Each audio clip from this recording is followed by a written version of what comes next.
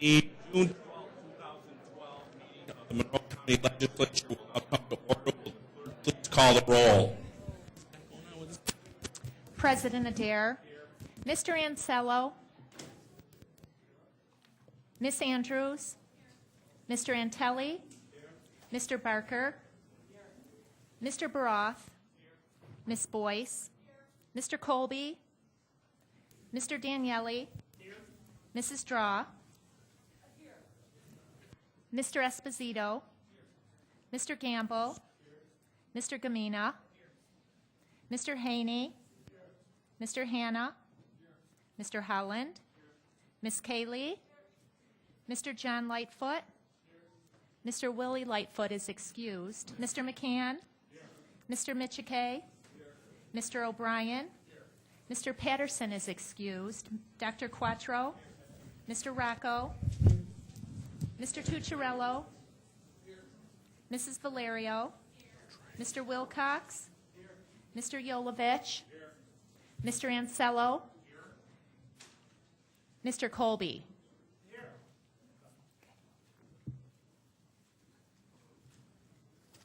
Please stay seated at this time. At this time, I'd like to introduce Father Kevin McKenna of Sacred Heart Cathedral, who's been invited tonight by Legislator Cindy Cayley. Father?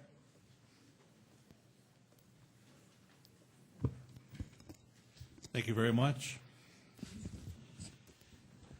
I'm very grateful for this kind invitation to lead the legislature in prayer. All legislative bodies are empowered to protect its citizens from violence and to foster peacefulness in the community that enhances the quality of life for everyone. We know that our country is engaged in a war many miles away, but we face smaller yet dangerous wars that threaten our tranquility, sometimes insidiously, yet in reality within our society. Tonight, let us pray that God will help us work together for peace. I invite you to join with me in prayer, the card that you might have. O God, you are the source of life and peace. Praised be your name forever. We know that it is you who turn our minds to thoughts of peace. Hear our prayer in this time of war. Your power changes hearts. Muslims, Christians, and Jews remember and profoundly affirm that they are followers of the one God, children of Abraham, brothers and sisters. Enemies begin to speak to one another. Those who were estranged join hands in friendship. Nations seek the way of peace together. Strengthen our resolve to give witness to these truths by the way we live. Give to us understanding that puts an end to strife, mercy that quenches hatred, and forgiveness that overcomes vengeance. Empower all people to live in your law of love. Amen.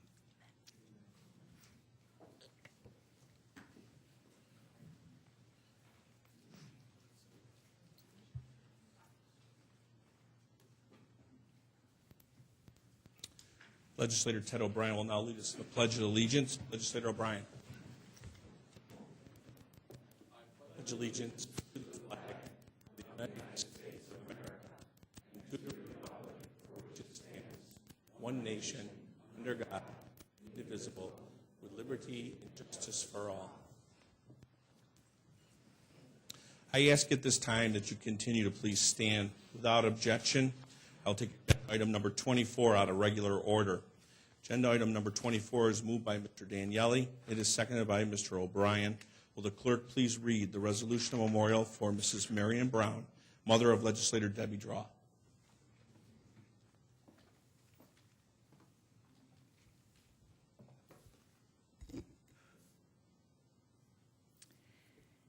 Expressing regret of the Monroe County Legislature on the recent passing of Marion Brown. Be it resolved that the Monroe County Legislature hereby expresses its deep sympathy at the recent passing of Marion Brown, mother of legislator Debbie Draw. And whereas Marion was born on July 19, 1928 in Rochester, New York, she attended Our Lady of Mercy High School and Nazareth College, where she graduated with a degree in teaching. She received a master's degree in education from SUNY Geneseo. And whereas Marian's family spent many summers on Canisius Lake, one of her favorite places. Courted by Alan from across the lake, they married on April 29, 1959. Marian and Alan sailed together for the next 53 years. And whereas next to her family, service to the community was the most important to Marian. She was elected to the Brighton Town Board in 1978, where she served until 1989, when she ran for and won town clerk and receiver of taxes. She retired from public office in 1999. And whereas she was an influential member of local Republican politics, serving as a past chairman of the Brighton Republican Committee, many elected officials sought out Marian's experience and advice when it came to running for public office. Respect for Marian in political circles stretched beyond party lines. And whereas Marian Brown passed away on May 31st, 2012, she is survived by her husband Alan, her children Deborah, Douglas, and Jeffrey, and her grandchildren Holly, Zachary, Amanda, and Chase. And whereas Marian Brown will be remembered for her leadership, love of her family, and above all else, her faith in God. And be it further resolved that the clerk of the legislature is hereby requested to forward a copy of this resolution to the bereaved family. This resolution was adopted with each legislator rising in his or her place for a moment of silence.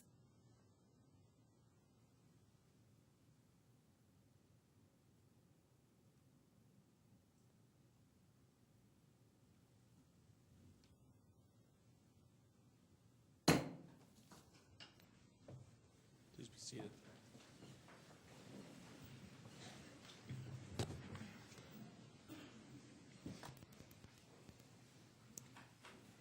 You've received copies of the Journal of Day 6, May 8, 2012. Without exception, the journal stands approved as submitted. There's a hearing loop in place tonight to assist those who are hearing impaired. Anyone requiring assistance should inquire at our clerk's office.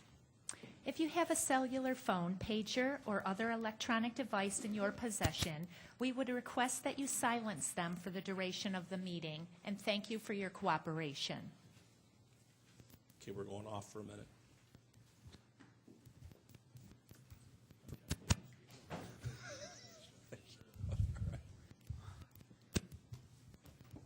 It's my agenda, I can do that.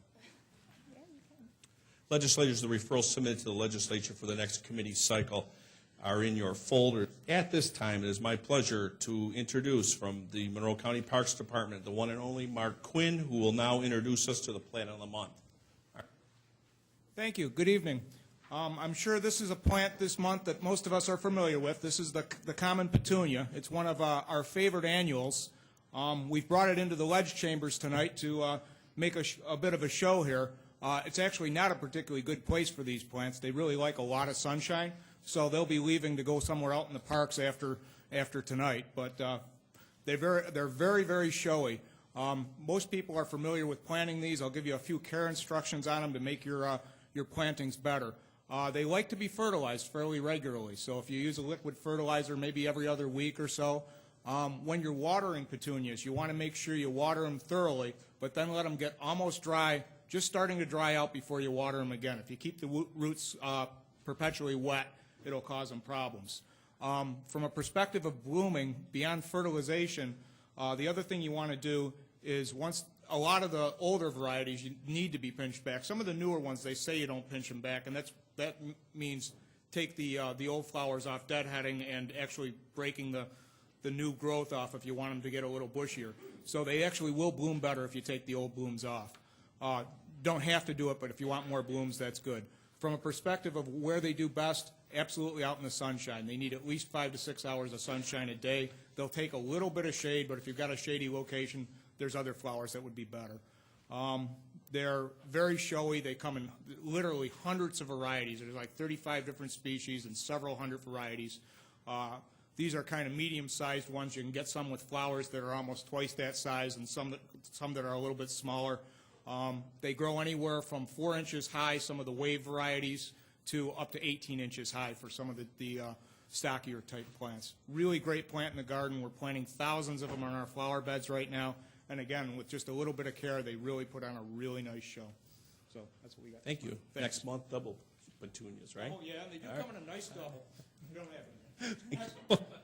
Thank you. This evening, there are several proclamations scheduled. Madam Clerk. Would Jim Strands please come forward? Also, President Jeffrey R. Adair and legislators Debbie Draw and E. Daniel Quattro. Thank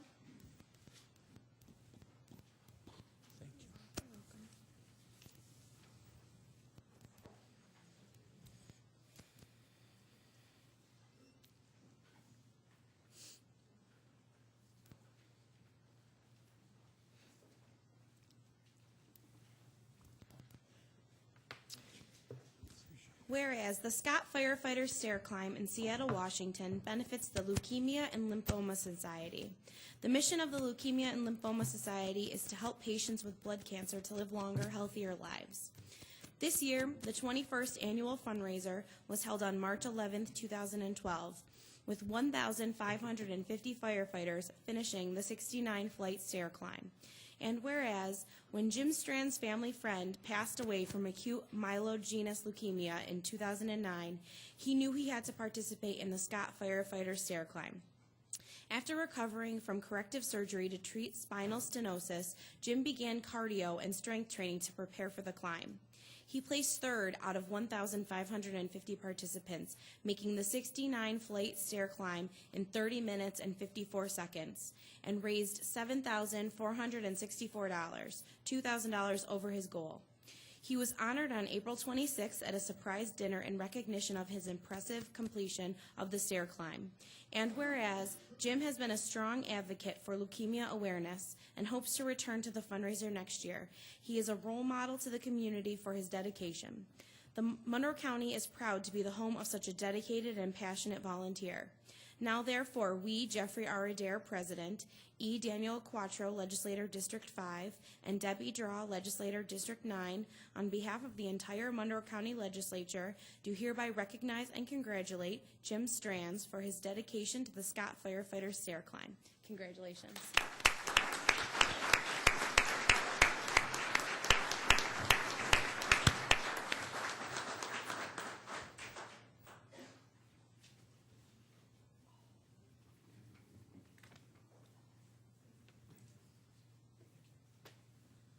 I have just a few words, if it's all right. Thank you. I'm extremely humbled with this recognition. After all, I'm just a guy that decided to take the stairs, and it's certainly become much more. And if you've heard the phrase, it's not so much the destination, but the journey. That's really been what this has been for me in the stair climb. I've met some wonderful people. I've had some heartfelt stories and tears and along the way, and it was just wonderful, a wonderful experience. I also understand that you may not be aware of this, but Legislator Draw is a veteran stair climber herself, having completed the 19-floor stair climb at HSBC building. Correct? Yes. Thank you. I also did that climb, I think it was a few years ago. I don't recall you, but I'm sure you were there in spirit. Sorry. But you know, I mean, 19 stories is a great accomplishment, well done. And tack on another 50 and you're there. So it looks like I have another training partner to join me. I'd like to leave you with an observation and a bit of advice through the activities of the stair climb. First of all, the observation, the stair climb in Seattle, Washington is hosted at the Columbia Center. It's a 75-story building. I'm here to attest that 75 stories is really, really tall. It's really tall. It's scary. And also a bit of advice, speaking metaphorically about life. If in life you're ever confronted with a decision to take the stairs or take the elevator, I recommend you take the stairs. You meet an awful lot of nice folks. Thanks very much.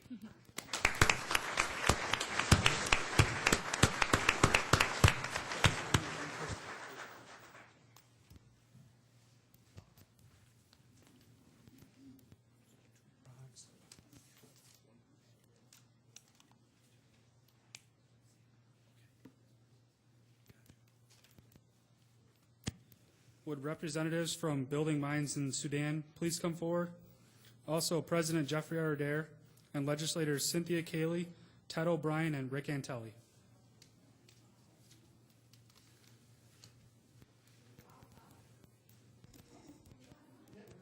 Sure.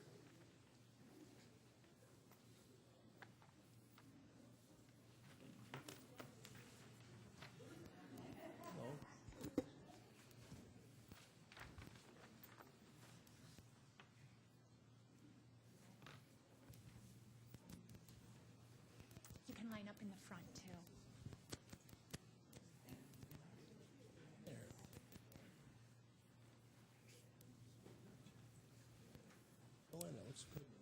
Whereas throughout their childhood, cousins Sebastian Morandi and Mathan Noy survived 2 different wars and hostile territories. In 1991, after spending a year walking across the hot desert to a camp in Kenya, they finally found refuge. After finishing school through the 8th grade level, Sebastian and Mathan were selected as 2 of the 3,800 refugees who would resettle in the United States in 2001. And whereas after returning to their home in Sudan in 2007, Sebastian and Mathan have been passionately using their skills and tenacity to rebuild schools and create new opportunities for the children of Sudan. And whereas with construction underway in 2012, their nonprofit, Building Mines in Sudan, has garnered great success in both spreading awareness of the plight faced by the lost boys and girls of Sudan and the great triumph of these children when afforded the opportunity. They have also successfully raised $30,000 to construct 2 classrooms and thus complete their first block of 4 classrooms. And whereas both Sebastian and Mathan have been able to nobly turn their personal sacrifices and tragedies into opportunities for others, it is through their perseverance and hard work that children in the villages of southern Sudan now have a renewed hope and opportunity for their own future as well as the future of for their country. Now, therefore, let it be known that we, President Jeffrey R. Adair, Cynthia Cayley, Legislator District 28, Ted O'Brien, Democratic Minority Leader, and Rick Antelli, Legislator District 7, on behalf of the Monroe County Legislature, do hereby honor Building Mines in Sudan for their passion and commitment to help share the generosity of Rochester, New York, with the communities of South Sudan. Congratulations.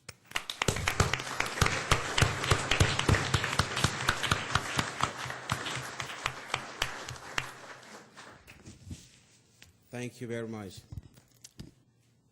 I'm very honored to be here. This room was the room that I became a U.S. citizen. I was sworn in here. So I'm so honored to come back to this building as well.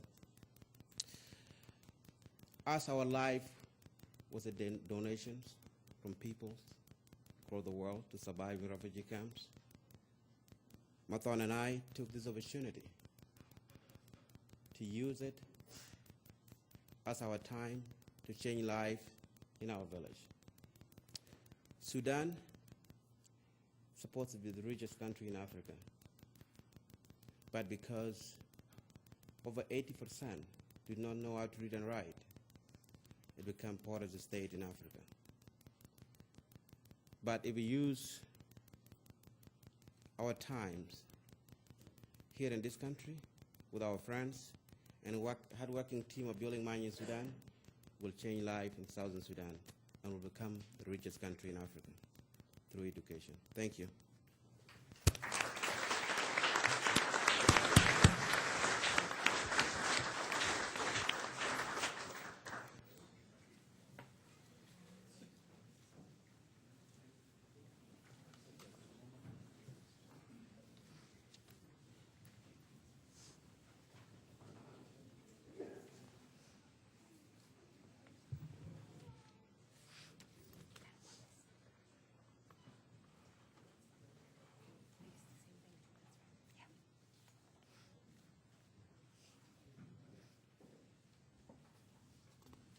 At this time, I'd like to declare open the public hearing on local law intro number 180 of 2012 entitled Prohibiting Cyberbullying in Monroe County. There are 2 speakers registered for this hearing this evening. Please come forward and address the legislature when I call your name. You will have 2 minutes in which to address the full body, and we ask that you conclude your remarks at the sound of the timer. And we thank you for your cooperation. Our first speaker will be Kaylin Rich.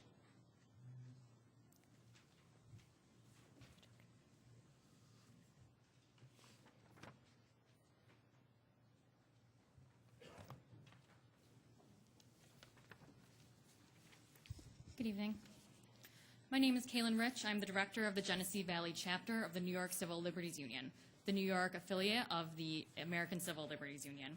I'd like to thank the county executive and the Monroe County Legislature for inviting testimony tonight regarding the proposed local law entitled Prohibiting Cyberbullying in Monroe County.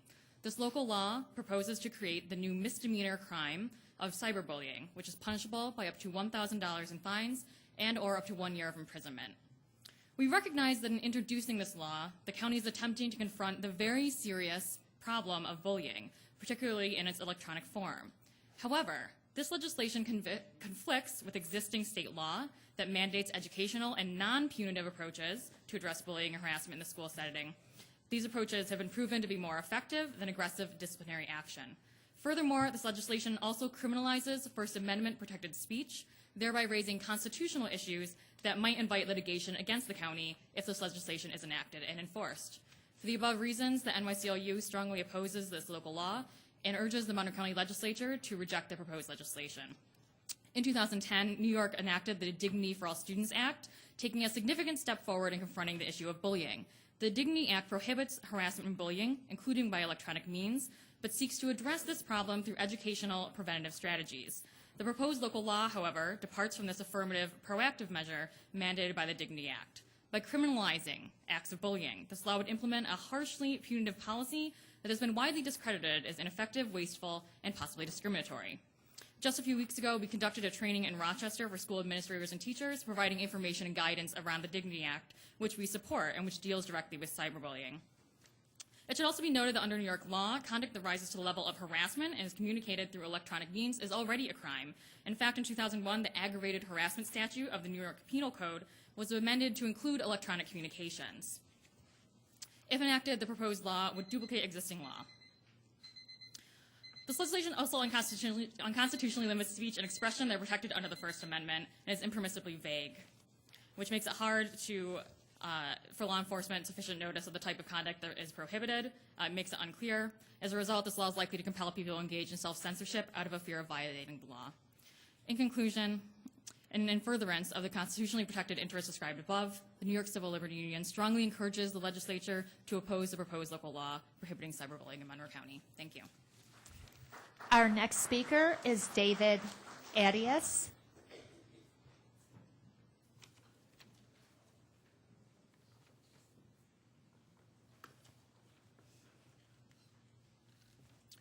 Good evening. My name is Dave Adias. I'm a steering committee member of the Coalition for Justice and Education. I'm a permanently certified teacher in New York State. I've run for the Rochester City School Board twice. I've taught in the Rochester City School District as well as 3 suburbs and St. Joseph's Villa, and for over 10 years I worked in the cottages at Hillside Children's Center. I'm not presenting you with my resume. I'm just giving you some background of what I'm about to express and kind of the framework of what I'm trying to get at. I'm here to talk about the cyberbullying measure that you're going to be considering tonight, and I can sum it up really quickly. Don't do it. It won't work. It'll actually make things worse. When you criminalize child behavior, you don't teach them not to do something, you teach them not to get caught.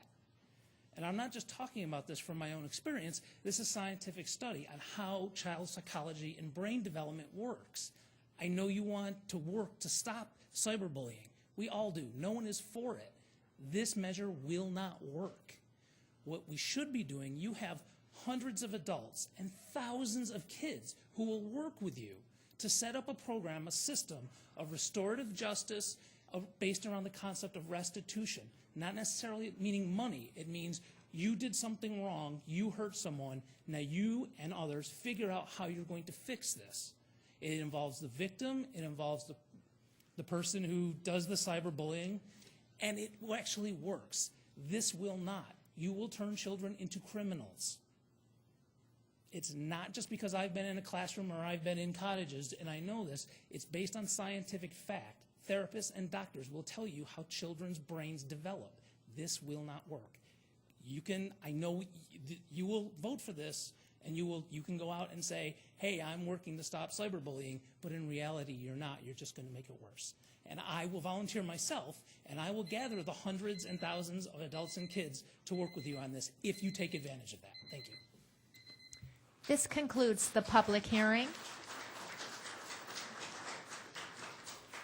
I declare this public hearing closed and reconvene the June 12, 2012 meeting of the Monroe County Legislature. At this time, there are no formal committee reports scheduled for this evening. We will now hold the public forum. We have several people registered to address the legislature. Mrs. Rossi. If you require assistance, a deputy will assist you in approaching the lectern. Please come forward and be prepared to address the legislature when your name is called. Each speaker will have 2 minutes, and we ask that you conclude your remarks when the timer sounds. And once again, we thank you for your cooperation. Our first speaker will be Ken Matheson. Please come forward.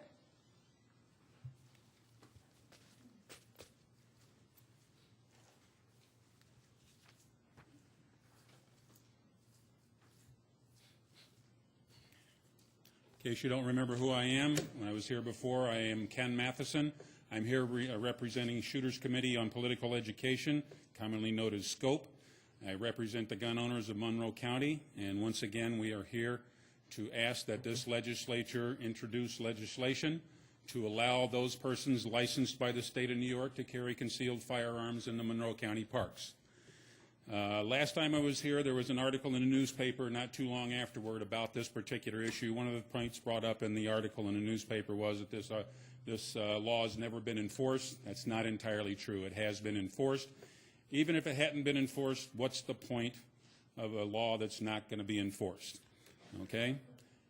Gun owners falling afoul of even a minor law like this will suffer for the rest of their lives with their gun rights. We want this law changed. We think it's the right thing to do.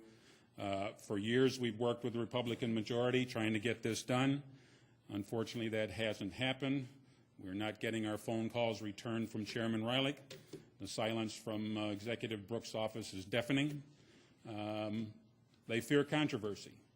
What can be controversial about a fair hearing and an up or down vote? That's all we ask for, is a fair hearing and an up or down vote. If it doesn't go our way, we can deal with it. There are over 40,000 pistol permit holders in Monroe County, probably 2 to 3 times that many gun owners that don't necessarily own handguns. We're a large voting bloc. We will fight for our rights. We will not give up. We will always be there. I speak for SCOPE, and I believe I speak for all gun owners. We will fight for our rights. Our biggest weapon is the ballot box. Fear it. Thank you. Our next speaker is Jim Coffey.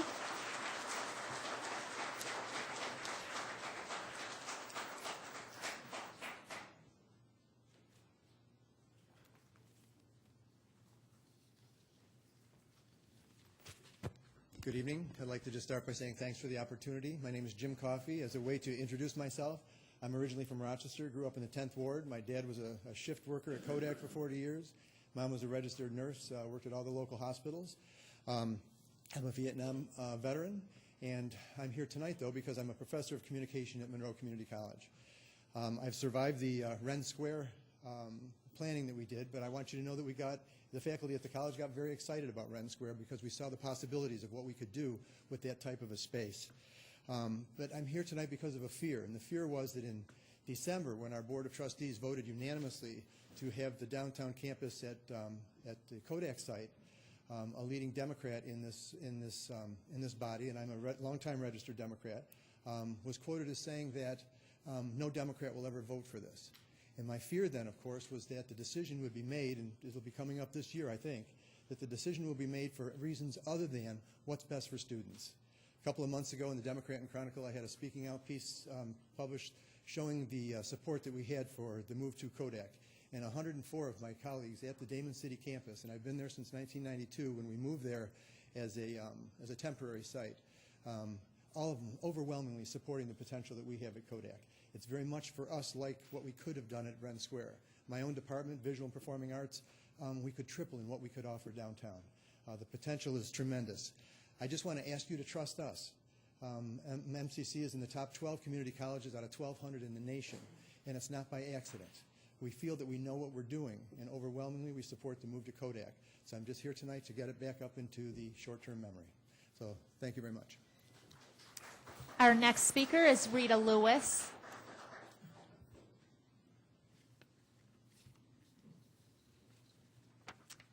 Our next speaker is Linda Helm.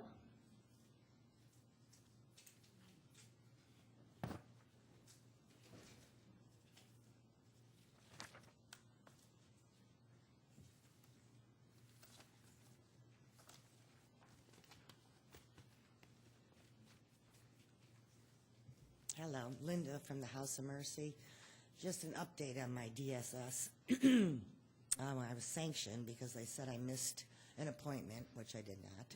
So I reapplied and received a letter, form letter. They want the same stuff all over again. And I went, and during that appointment, the lady gave me a sheet, the same sheet, requesting the same material and a different appointment time. And I asked her name. She said it didn't make a difference. I went and see her the next time. And they said I missed it. Sister Rita from House of Mercy took me. Did not miss it. And this is the third time they said I've missed an appointment. Large problem. It's very depressing. Makes you hopeless. And there's a problem, and it's not myself. So wish me luck on my fair hearing, which is coming up, and pray I win. Thank you. Our next speaker is Sister Grace Miller.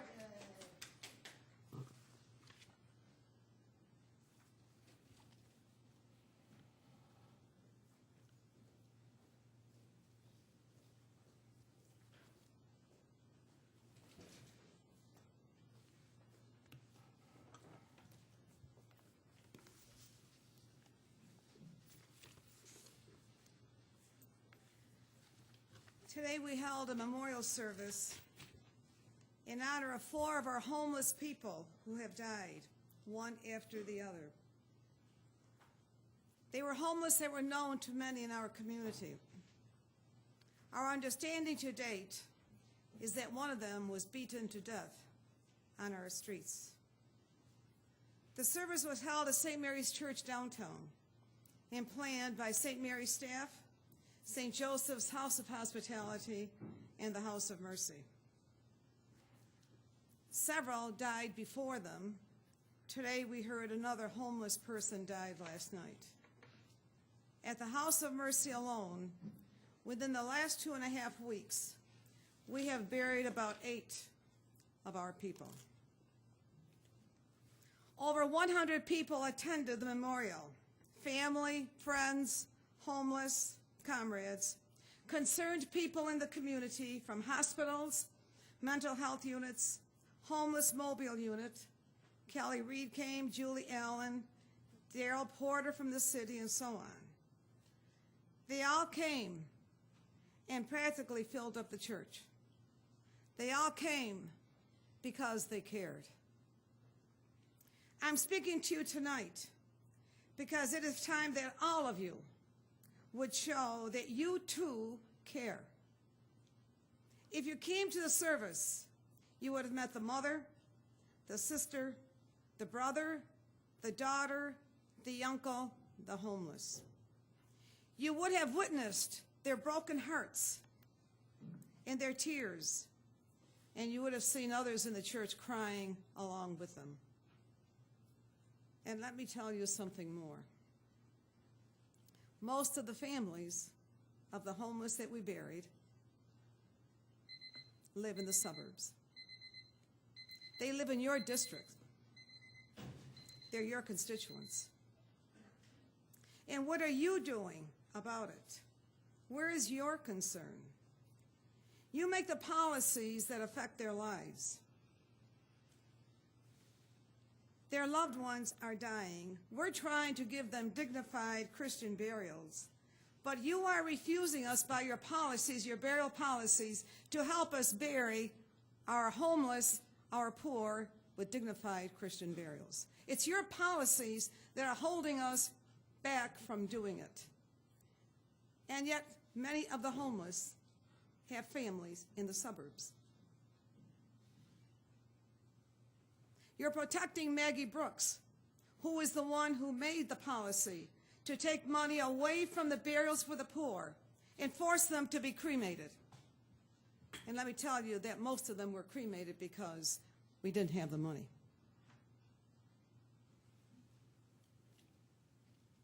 Tell me, how many of you hold burials or funerals that cost $12.50?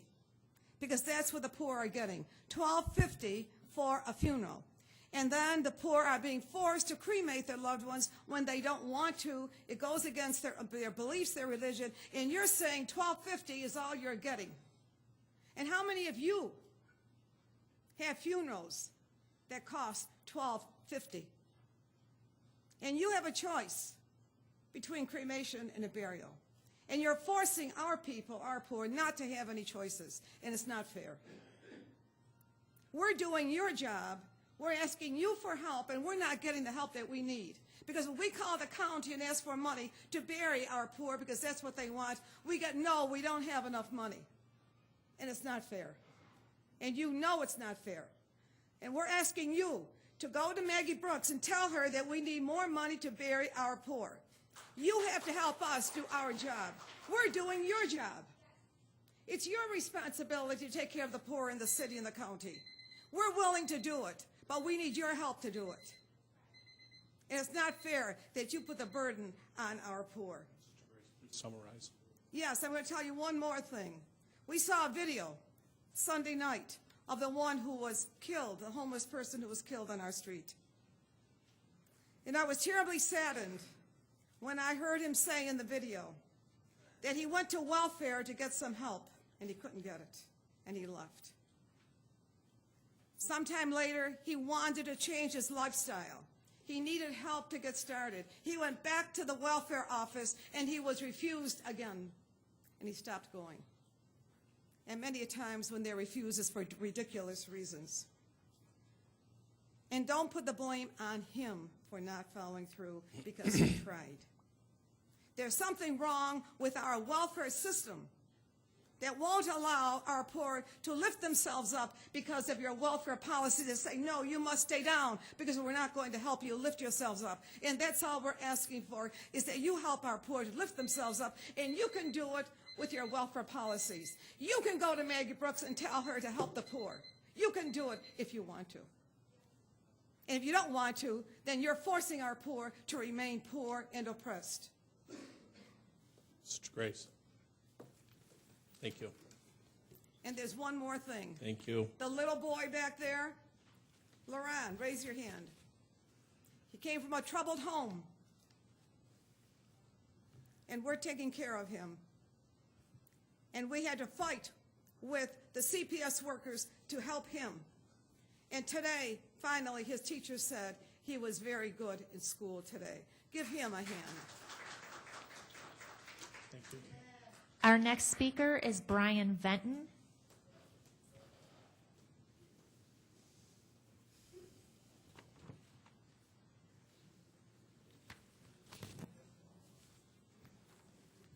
Good evening. I want to speak to the current ban on firearms in the county parks as well.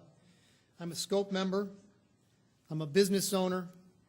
I'm a licensed gun owner, a taxpayer, and a believer in the Constitution of the United States of America. Many in this room will argue that banning guns decreases crime, and therefore loudly support the continued ban on handguns in our county parks. Now for the truth. The following is quoted from an article entitled "Media Silence is Deafening About Important Gun Laws" by John Lott, published September 30, 2011 by News Corp. And I quote, "Murder and violent crime rates were supposed to soar after the Supreme Court struck down gun control laws in Chicago and Washington, D.C. Politicians predicted disaster More handguns in the District of Columbia will only lead to more handgun violence, Washington's Mayor Fenty warned the day the court made its decision. Chicago's Mayor Daley predicted that we would go back to the Old West. You have a gun and I have a gun and we'll settle it in the streets. The New York Times even editorialized about the Supreme Court's unwise decision that there is a right for people to keep guns in their own home. But Armageddon never happened. Data from Chicago shows that, as in Washington, murder and gun crime rates did not rise after the bans were eliminated. They plummeted. Some facts. In the first 6 months of the year 2011, there were 14% fewer murders in Chicago compared to the first 6 months of the prior year, back when owning handguns was illegal. It was the largest drop in Chicago's murder rate since the handgun ban went into effect in 1982.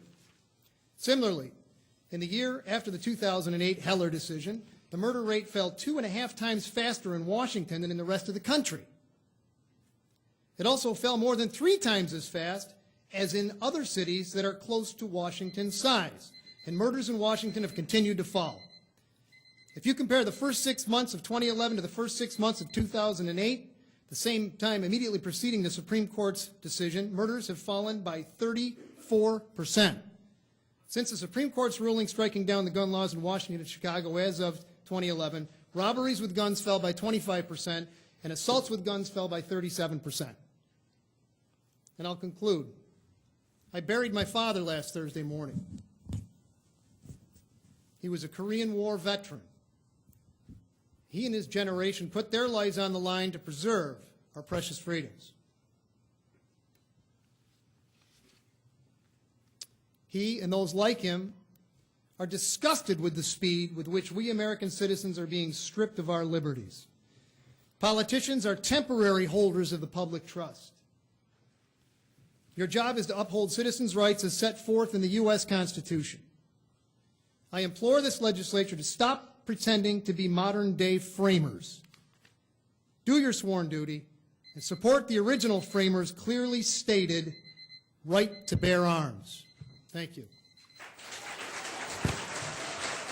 Our next speaker is Eugene Snyder. Eugene Snyder.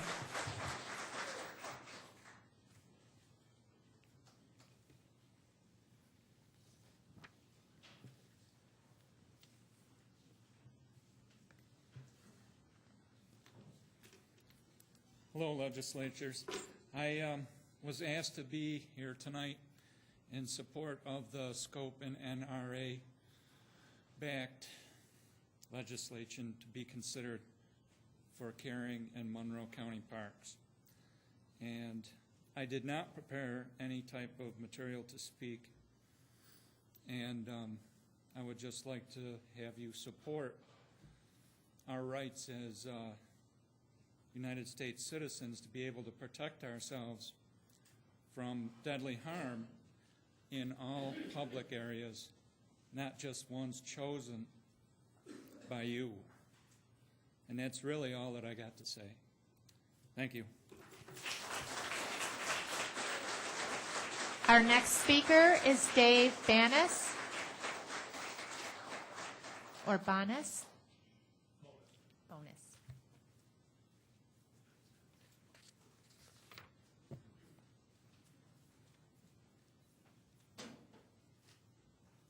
Thank you. My name is Dave Bonus. I'm here on the carry laws for parks, and I'm not here on behalf of any organization. I own Golden Boy Transmission. I've done so for 27 years in the city of Rochester, and for 20-some years I've had to stay out of the parks because I don't want to be a lawbreaker. And this is one of those laws that really shouldn't be on the books in the first place. It creates a whole new class of criminal that doesn't exist and is not the problem. And as the risk of reiterating, it's someplace that you folks really shouldn't go. That's not your job to do. Thank you.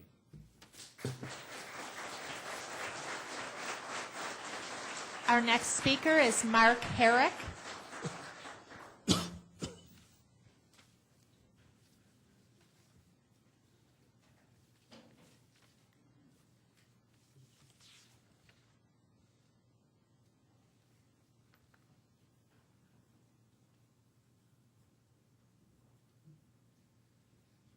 Also addressing the carrying Monroe County parks. Who I am is unimportant, except to say that I'm a resident of Monroe County in New York State, an American citizen, and a human being.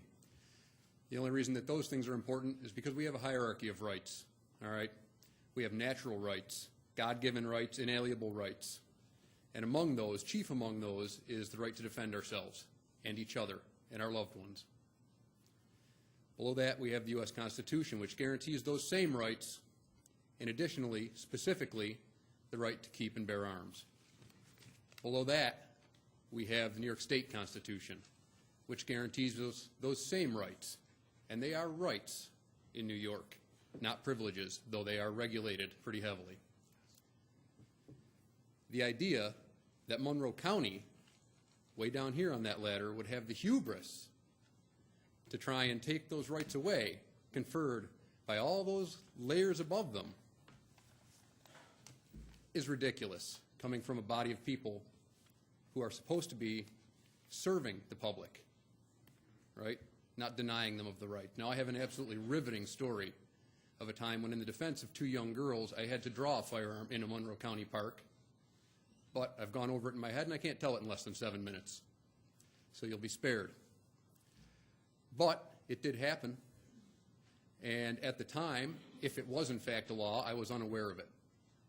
And the point is, having done that, being unaware of the law, and today being aware of it, what has changed is nothing. Nothing. I would have done it again, and if I go to the park tomorrow, I'll be carrying. Now, that's not your concern. Your concern should be, what is wrong with the system at your level that would take a responsible and thoughtful and otherwise law-abiding citizen and turn him into a criminal? Thank you.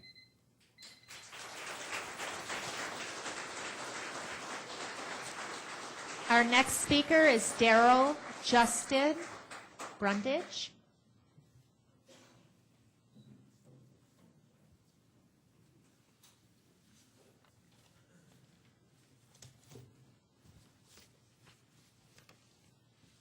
Good evening. I'd like to thank you for the opportunity.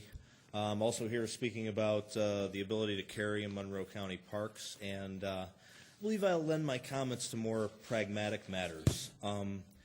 New York State has the most effective vetting process for pistol permits in the country. It's the standard by which other states hold themselves, really. And those people that handle the vetting process here in Monroe County are the Monroe County Sheriff's deputies. I went through the vetting process several years ago, and I can tell you that it's very, very thorough. They do their job very well. Those of us that do have pistol permits, concealed carry permits in the county of Monroe, have been through a very extensive process, and I would have to say that I know that I can trust, and I think you ladies and gentlemen should be able to trust the work of your Monroe County sheriffs. On the other side of the matter, you also have the concern of carrying when help might be at its furthest distance from you. When you're in the park and you're taking a trail, say through, I live in Webster, so I go through Webster Park quite a bit. I like to take my dog through there. When you're on a trail going through one of the parks in our park system, you're a long ways away from help. Okay? Help isn't going to be around the corner in the next 20 seconds. And if you do run into a situation where you really wish you had your concealed carry weapon with you, it wouldn't be readily available, and the help that you would hope for wouldn't be readily available either. Because I could call 911, but what am I going to be able to say? I'm in the park and, I'm on the trail with the tree and the grass. You're just not going to be able to get the help that you need in the time that you need it. Anytime you put yourself out into those types of situations, out in the wilderness, out away from society, it would be nice that we could be able to rely on ourselves to handle our own security. Thank you for your time. Have a good evening. Our last speaker is Rita Lewis.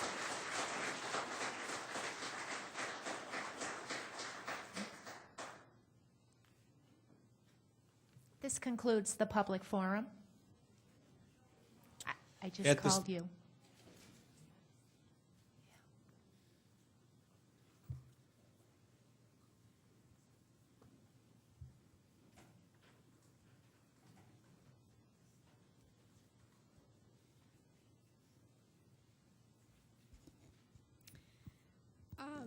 Regarding the guns, my father was a veteran of the Korean War. He didn't like guns. He wouldn't allow any of my brothers to have any guns for hunting or anything like that in the house. He really detested guns. The other thing is, it's kind of frightening to think that there would be people in the parks with guns. I don't know. I'm not comfortable with that at all. The other point I want to make is, even though we had the Sally Green issue a few months ago, we are still hearing that Owatka Cemetery is being chosen for the final resting place of the poor. One of the 4 who we memorialized today was a resident of the House of Mercy. And it's 2 weeks now, and he still has not been buried. His loved ones had some concerns with cremation. His family at the House of Mercy has problems with cremation. So he is still at Rochester General 2 weeks later. This should not be. It should not work this way. The other piece of information I received from the public administrator's office was that Owatka Cemetery was to be used because they're the only ones the county has a voucher system with. I just can't believe we're still talking about using Owatka Cemetery. It just blows my mind.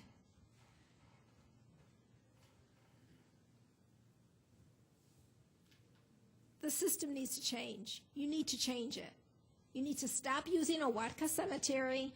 You need to provide enough money for burial of the poor and not be coercing the family into thinking they must come out of their pockets with money that they don't have. Ms. Lewis, please summarize. I will. Thank you. I really would hope that changes would come for the better for this burial policy that's really been very difficult on many families who are grieving. Thank you. This concludes the public forum. At this time, I'm going to recess the June 12, 2012 meeting of the Monroe County Legislature for the purpose of convening the Pure Waters Administration Board for the Rochester Pure Water Sewer District. The clerk will please note the attendance and read the item on the agenda. PWAB 1, referral 12-184, authorizing contract. Moved by Legislator Holland, second by Legislator Yolovich. Motion to adopt. All in favor? Aye. Any opposed? Next item. PWAB 2, referral 12-186, authorizing contract. Moved by Legislator Holland, second by Legislator Yolovich. Is there any discussion at this time? Seeing none, all those in favor indicate by saying aye. Opposed? The item carries. We will now recess the Rochester Pure Waters District and adjourn the Pure Waters Administration Board. The June 12, 2012 meeting of the Legislature is reconvened. We will now proceed with the consideration of local laws. Will the clerk please read the first item on the agenda? Item number 1, referral 12-140, providing that. Moved by Legislator Gamina, second by Legislator Barker. Is there any, I'm sorry, this is to lift it from the table. I'm sorry. All in favor indicate by saying aye. Opposed? Roll call vote. Mr. Daniele? Yes. Mr. O'Brien? Yes. Mr. Ansello? Ms. Andrews? Yes. Mr. Antelli? Yes. Mr. Barker? Yes. Mr. Baroth? Yes. Ms. Spoyce? Yes. Mr. Colby? Yes. Mrs. Draw? Yes. Mr. Esposito? Yes. Mr. Gamble? Mr. Gamina? Mr. Haney? Mr. Hanna? Mr. Howland? Ms. Kaylee? Mr. John Lightfoot? Mr. Willie Lightfoot is excused. Mr. McCann? Mr. Michike? Mr. Patterson is excused. Dr. Quattro? Mr. Rocco? Mr. Tucciarello? Mrs. Valerio? Mr. Wilcox? Mr. Yolovich? President Adair? Yes. 26 to 1. Next up. Item number 2, referral 12-140, providing that local law. Moved by Legislator Gamina, second by Legislator Barker. This is a motion to be adopted. Is there any discussion at this time? Legislator Gamina.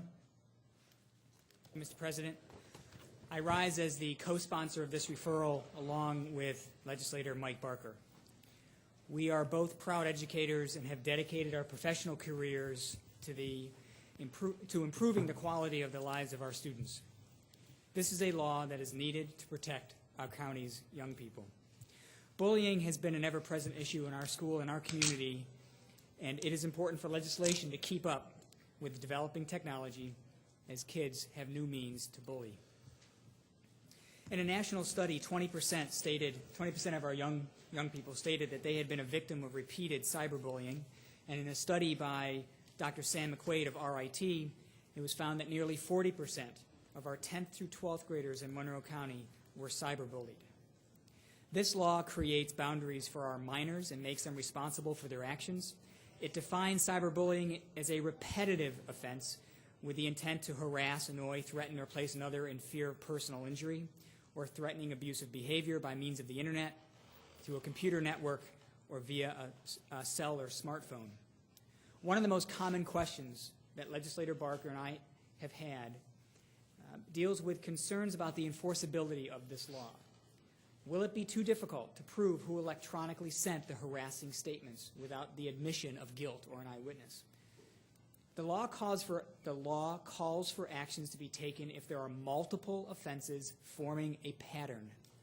The offender would be continuously bullying a minor as defined by the law, and the process would continue as in any other case. Messages and photos sent electronically can be identified as to who the sender and recipient is. This is nothing new to law enforcement. This law is not a replacement for involved parents. It is simply a tool to help law enforcement prevent tragedy and to work alongside families, parents, and school districts. This local law would work, again, with parents and teachers and students to create a safe and respectful environment for our children. We all can do our part to end bullying on the internet, and this law is an action towards awareness and accountability. It is also a useful tool in protecting the children of our communities. I urge all of my colleagues to support this law. Thank you. Is there any discussion, other discussion at this time? Legislator Barker.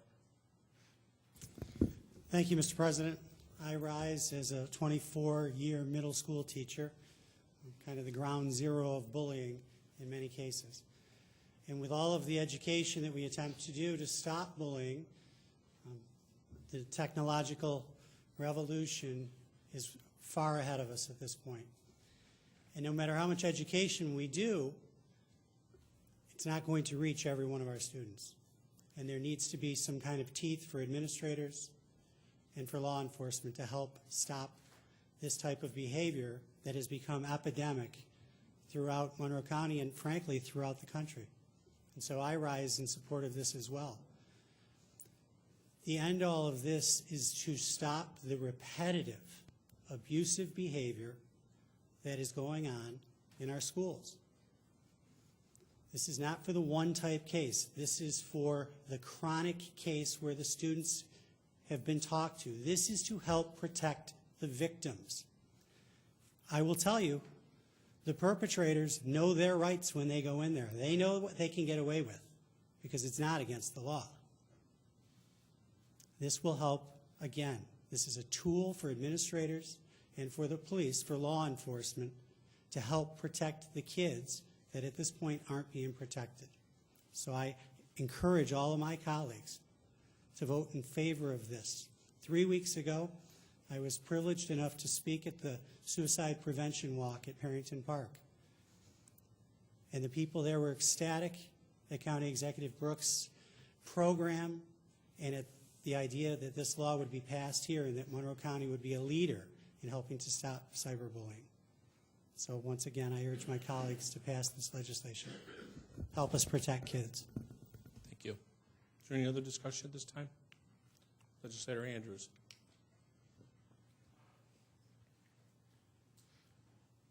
Thank you, Mr. President. I want to thank my colleagues for introducing this piece of legislation and for speaking so eloquently to it, certainly from their years of experience in the schools. I know they know firsthand what goes on in our schools and a lot of the problems that exist there. And I rise to say that I appreciate and agree with the intent of the law and recognize cyberbullying as a problem. And really, bullying itself is the problem. Cyberbullying is one part of it. I do, however, have some concerns with how this law defines cyberbullying and how it restricts speech. I think in looking at the statute, it proposes to criminalize speech that harasses, annoys, or behavior that, quote, taunts, insults, and humiliates. I think placing limits like this on speech violates the First Amendment, which obviously strongly protects free speech. In fact, statutes in the past, as many as 20 years ago, have been struck down that had very similar sorts of speech, or they were trying to limit or rule illegal very similar sorts of speech in New York State. And the Supreme Court itself has, for a long time, placed or described limits that can be placed on speech and listed just a very few narrow categories, such as fighting words, words that incite, words that are obscene, and true threats. The Supreme Court has also ruled on what limits can be placed on speech in schools. I feel this piece of legislation just goes a little bit too far by including so many verbs in the definition of what is cyberbullying, what sort of speech would be ruled illegal. In fact, Albany County has passed a very similar statute, and my understanding is that that statute is currently being challenged in the courts. So we'll have to see where that goes. So at this point in time, I rise really to offer an amendment to just clarify this definition a little bit of what would constitute cyberbullying and what sort of speech would be limited in a hopes of more narrowly tailoring the statute. So if that can be passed out, and if there's a second, I'll read through it. A second. Got a motion by Legislator Andrews, seconded by Legislator Cayley. I will wait till it's distributed before we go with discussion. Sure.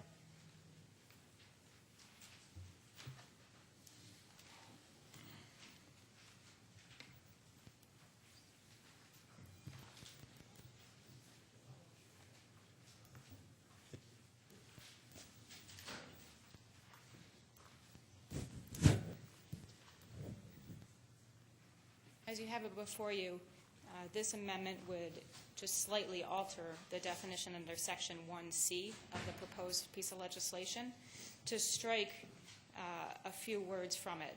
I'll read it. So it would now read, it takes out the word annoy, it takes out the word taunting, insulting, and humiliating, which I think are rather broad, vague terms. And it adds the words to describe cell phone or smartphone. It clarifies not only limited to cell phone or smartphone, but any sort of electronic device, because there's certainly other means of cyberbullying than just a smart or cell phone. And then in the top part of the definition, it clarifies that cyberbullying for this piece of legislation is only geared towards minors. As it reads right now, it says places another in fear of personal injury, and we feel that another could be too vague to also encompass adults over age 18, which I don't believe was the intent of the law. So I would hope that the majority, as well as other legislators in this body, would consider accepting these changes to have a law that just more narrowly restricts or defines what cyberbullying is, so that we could be a little more comfortable with feeling like we haven't limited all speech that annoys or insults, because speech that annoys and insults is, I think, very clearly protected under the Constitution. Thank you. Thank you. Is there anyone else that would like to speak to the amendment? Legislator O'Brien. President.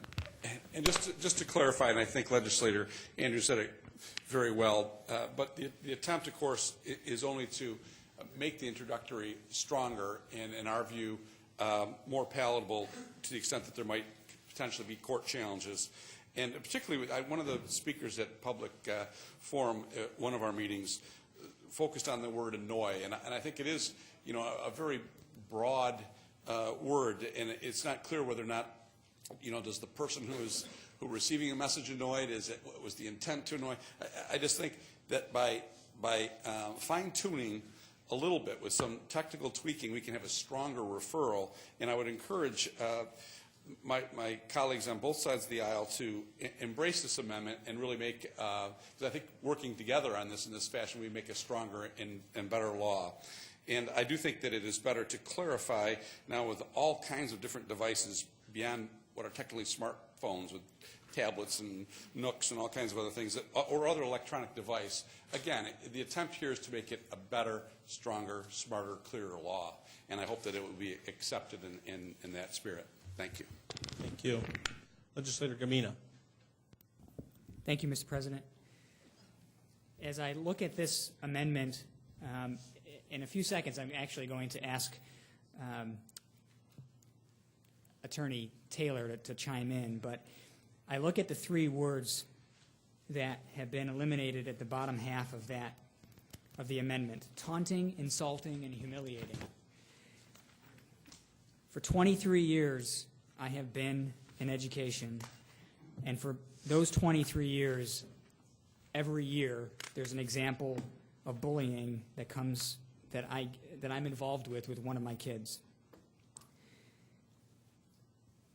I could ask any one of those victims, which of those three words does not describe what you just went through? Taunting, insulting, humiliating. And there's absolutely no way that any of those three words, that they would leave any of them out. Because each act of bullying, whether it's cyber or whether it's physical, would involve taunting, a humiliating experience, and it would certainly be insulting. I and Legislator Barker are not legal experts, and I would like County Attorney Taylor to chime in on the word annoy and perhaps the other pieces brought up in this amendment. Through the President. Legislator Gamina, through the President. Oh, sorry, through the President. Thank you. Through you, Mr. President, I do believe that the statute as drafted is constitutional and is narrowly tailored. And as Legislator Gamina stated, through you, Mr. President, the language does more specifically address the type of speech and conduct that this statute is designed to prohibit. Legislator Gamina, is there any more? Okay, thank you. Is there any other discussion on the amendment? If not, Legislator Andrews. Thank you, Mr. President. Just to Legislator Gamina, I am sure, and I certainly believe you and understand that that is what students would say, that those are words that accurately describe their experience. I believe that if they experience those words as well, then they probably also experience the words that haven't been proposed to be removed, and that would then allow the action of the bullier to be captured if the statute were passed as amended and as proposed this evening. Because if they're being humiliated or insulted or annoyed, then they're also being harassed or threatened, and therefore there would still be a means to use this statute to go after the bully. And I think the concern really here is, I'm not a legal expert either, but just in reading some few summaries of cases that have already been thrown out as unconstitutional, they all, the ones presented here, specifically cite the same verbs: annoying, taunting, intimidating, tormenting, and humiliating, as being too broad or too vague to stand up to a First Amendment constitutional test. And that's really the concern, is we want the statute to stand if challenged. And so we believe that perhaps more narrowly constructing it will make it stand up if it were ever to be tested, and still cover what we want to cover, which is to help reduce and eliminate bullying and cyberbullying in our schools. Thank you. Thank you. there any other discussion at this time? Legislator Daniele. Yes, Mr. President. I commend my colleagues on the other side of the aisle for putting thought into this amendment. I have a certain understanding for where you're coming from on trying to remove and add some words. Certainly, it's an honorable effort. However, I know that my colleagues, Legislator Barker and Gamina, have spent a lot of time on this referral. I know that they have vetted it through several different legal departments and experts who all believe that this is constitutional and appropriate. I think we could sit here all night and mince words on a piece of legislation, but the important thing to keep in mind here is that this is about keeping the children, the minors in our community safe, and this law, I believe, is a step in that direction, ultimately to be interpreted by lawyers and more importantly judges, and a tool to be used by educators and law enforcement agency. And to that, my intent is to vote no on this amendment and move forward on to the law. Thank you. Thank you. Is there any other discussion at this time? If not, I'll move to a vote on the amendment. All in favor indicate by saying aye. Aye. Opposed? No. Thank you very much. Let's go to a roll call vote. Mr. Daniele. No. Mr. O'Brien. Yes. Mr. Ansello. No. Ms. Andrews. Yes. Mr. Antelli. No. Mr. Barker. No. Mr. Baroth. Yes. Ms. Boyce. No. Mr. Colby. No. Mrs. Draw. No. Mr. Esposito. Yes. Mr. Gamble. Yes. Mr. Gamina. No. Mr. Haney. Yes. Mr. Hanna. No. Mr. Howland. No. Ms. Cayley. Yes. Mr. John Lightfoot. No. Mr. Willie Lightfoot is excused. Mr. McCann. No. Mr. Michike. No. Mr. Patterson is excused. Dr. Quattro. No. Mr. Rocco. No. Mr. Tucciarello. No. Mrs. Valerio. No. Mr. Wilcox. Yes. Mr. Yolovich. No. And President Adair. No. 8 to 19, amendment fails. Back to the main motion. Is there any other discussion at this time? Legislator Lightfoot.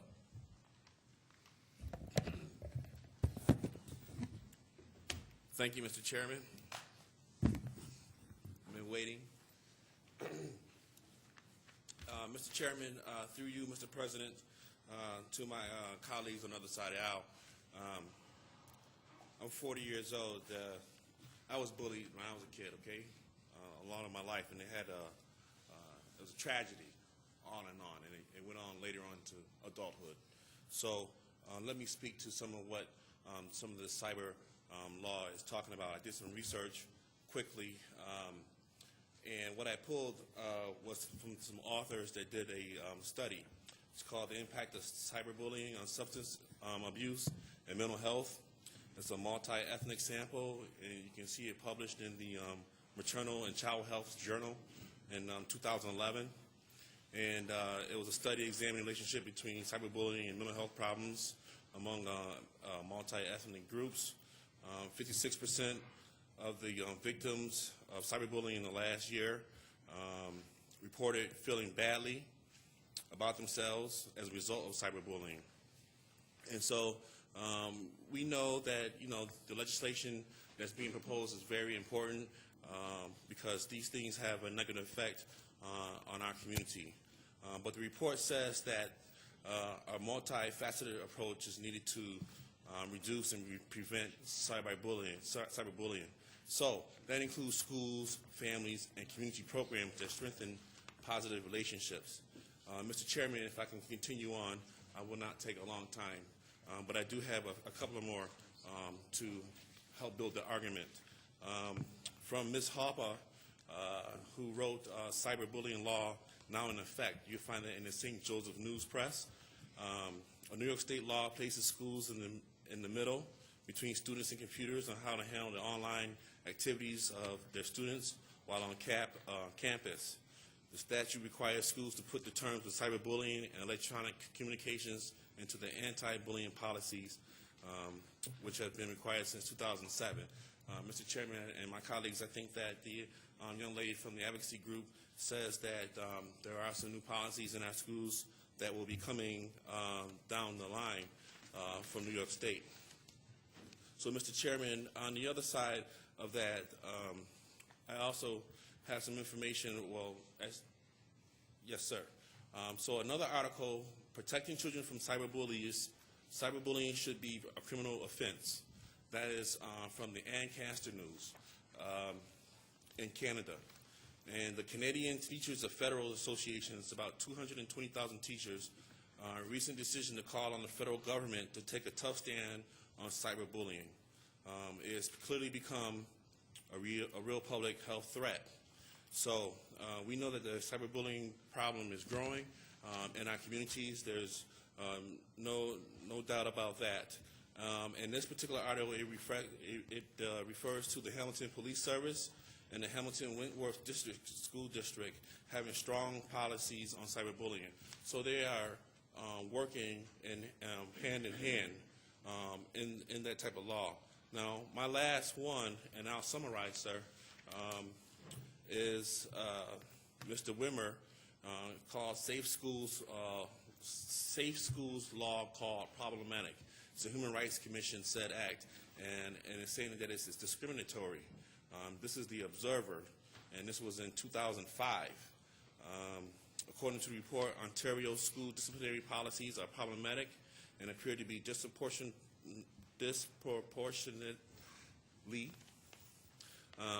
affect students who are disabled, African and Canadian, or part of a visible minority. Keith Norton, Ontario Human Rights Chief Commissioner, said this week, the Safe Schools Act, which is similar to something along these lines, which went in effect in 2001, introduced suspensions, and the suspension rate kind of went up, sir. So one of the things that relates to me is that I have old statistics from maybe 2005 from the United States Attorney General's office, and 23% of the youth between the ages of 9 and 17 had mental health issues. We call many of those depression, anxiety, and it also refers to bullying as being a major factor of that, major cause of these. And what's interesting to know is those who are the victims fall into this category, including the ones that do the aggression. And so the bullies end up having mental health problems. So it's a collective type thing. So what I'm saying to you, Mr. Chairman, and to my colleagues over here, even I pulled new statistics from the USA Attorney General now under the President Barack Obama. The old statistics I had were under George Bush. So it's not about party lines. It's just a national fact. And they're now reporting that 56% of the students have some of these mental health issues revolving around bullying and how that has an effect. But, Mr. Chairman, to my colleagues, I just want to make the argument that I'm not necessarily in favor of this legislation because a couple of things. One, what do we have in place for our students who fall under this law? Where are we going to place them? They can be disrupted from their education. So this legislation would potentially displace students who do not have the resources or are just ignorant to this law. Now, this creates another stumbling blocks for those who may be at risk in our community. This will increase, education is important, so it increases our welfare rolls, which I know that the other side of the party makes a lot just from watching TV. So it increases welfare rolls. It's going to increase disability applications. When we take these people into jail for the $1,000 fine or time served in jail, we know it's $35,000 a year. We can calculate it over a month. So these are all going to have increased costs in some kind of way. And we're leaving this legislation open to the judges. And I think that we should take a more comprehensive approach to crafting this law that should include our mental health department. I haven't seen any rationale from them, any input from them, and that's it. Thank you very much. Thank you. Is there any other discussion at this time?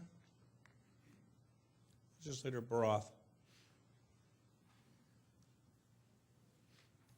Thank you, Mr. President.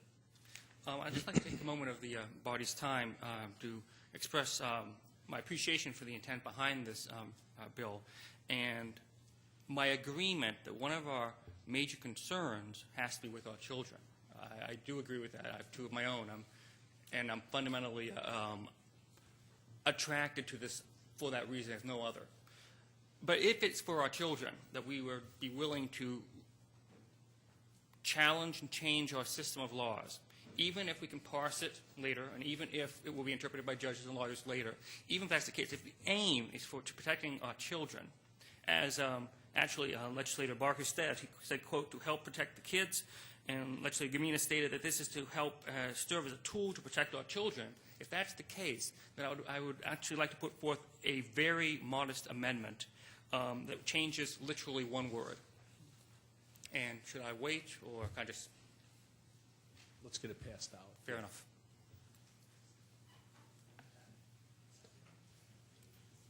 And okay.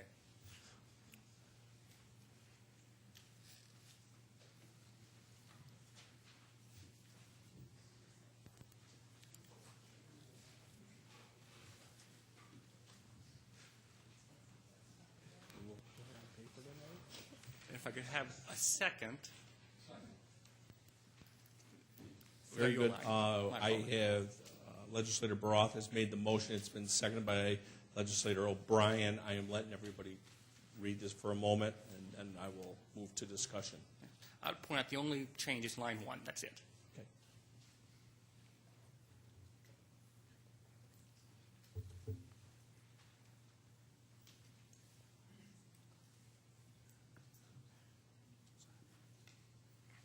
Legislator Baroth, the floor is yours.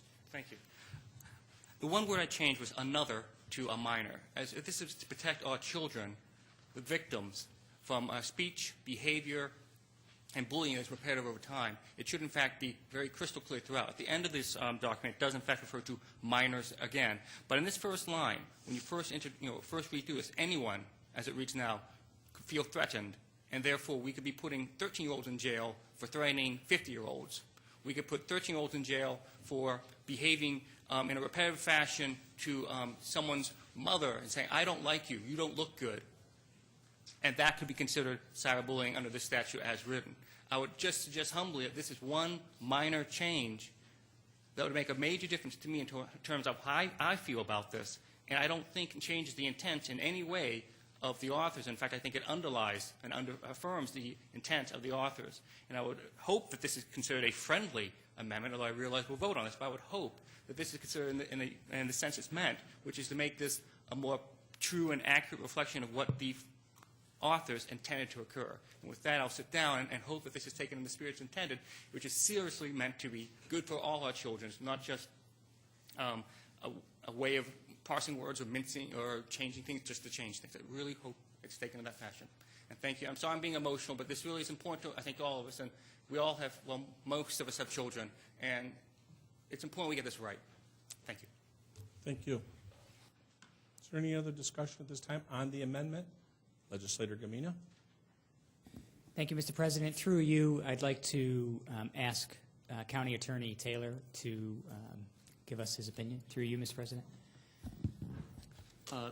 Through you, Mr. President, if you turn to this, I believe it might be the second page, section 382, subdivision 5, cyberbullying is only prohibited against a minor.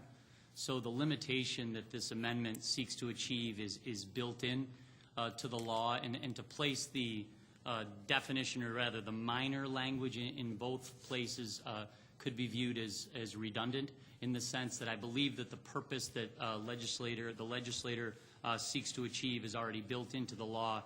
If you view subdivision 5, that is the legal prohibition against cyberbullying concerning only minors. Thank you, Mr. President. Thank you. Legislator Committee, anything else at this time? No? Is there any other discussion? Legislator O'Brien. President, and just quickly, yeah, I think we understood that there was definitional provisions later in the law, but rather than redundant, we would express it as clarifying. And I think it is an important amendment, although only a word. Words are important, and I think this adds to the strength of the referral. Thank you. Thank you. Is there any other discussion at this time? Legislator Baroth. Thank you.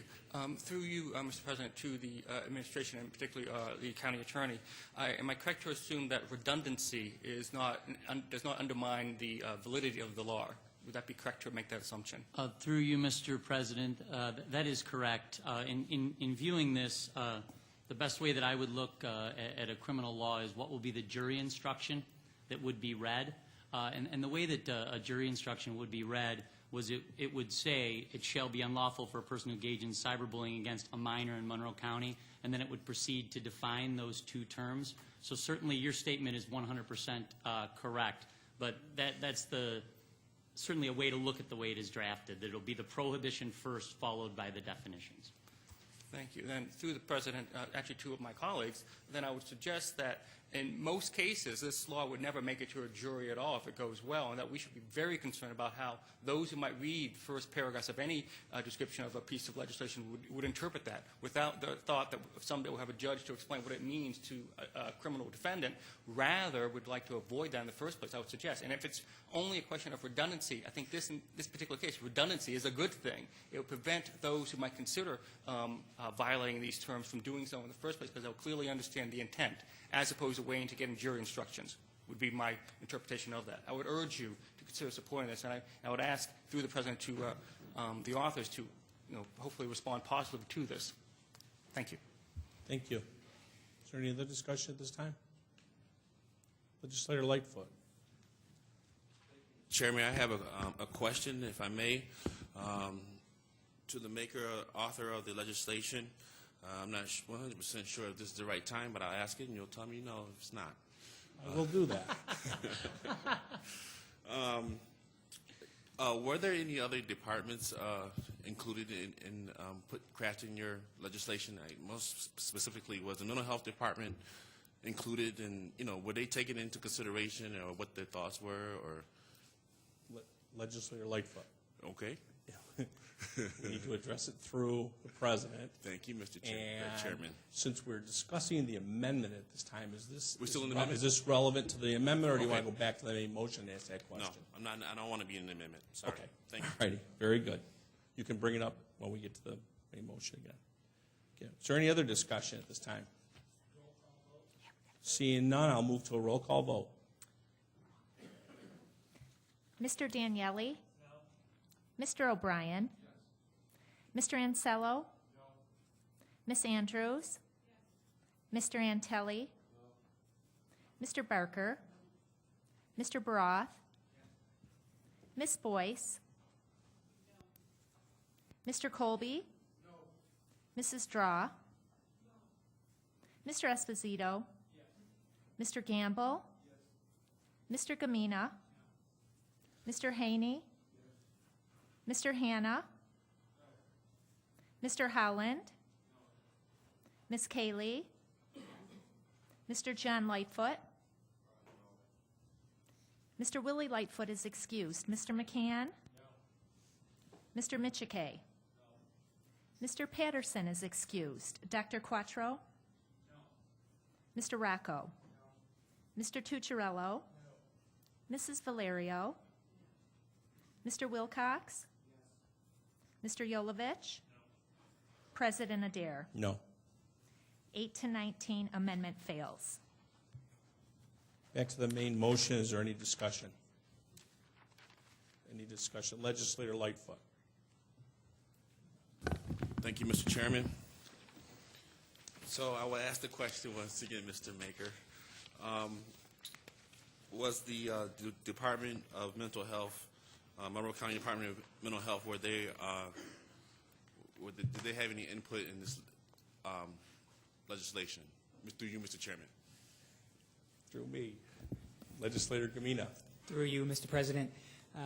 Other than our county legal, we also did work with our youth bureau, as well as I know that for Legislator Barker and I, we did work through our respective districts as well to get their feedback, as well as school attorneys that I spoke with over the last week.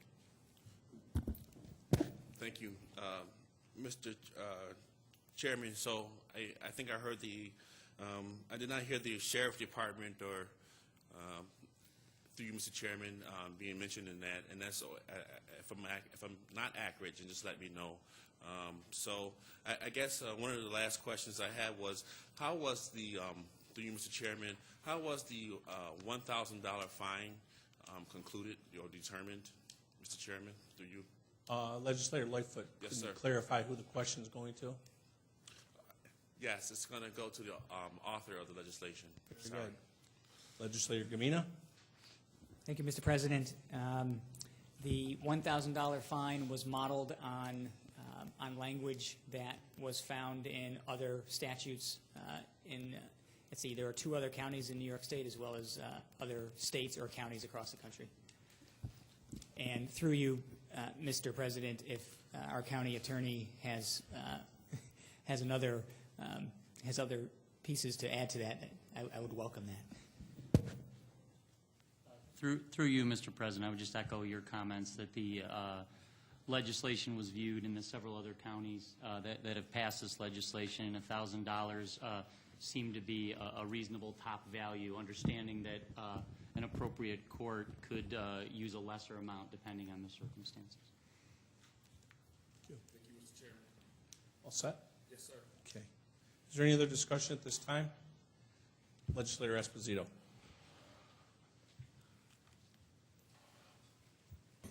Thank you, Mr. President. I would like to echo my thanks to the sponsors of this legislation for bringing forward an extremely important issue that we deal with, and I greatly respect their experience and years dealing with this issue firsthand and their efforts to try to address it through this body. I'd also like to express my respect and admiration for the rest of my colleagues who've taken this issue so seriously. Anytime we're dealing with issues of free speech and constitutionality and criminality, they should be taken seriously and debated fully, and I think we've done that. We've certainly had a robust conversation tonight, and we also had one a few weeks ago at Agenda Charter for those of you who were forced to sit through it for a few hours. But again, I think it was an important issue to discuss. And at that committee, I'd made a request of the county law department to just weigh in with all the legislators, and not just the makers who worked with them, about their opinion as to why this particular law would not be something that unduly infringes upon the right of free speech or constitutional protections, as well as how this isn't already covered in existing state statute.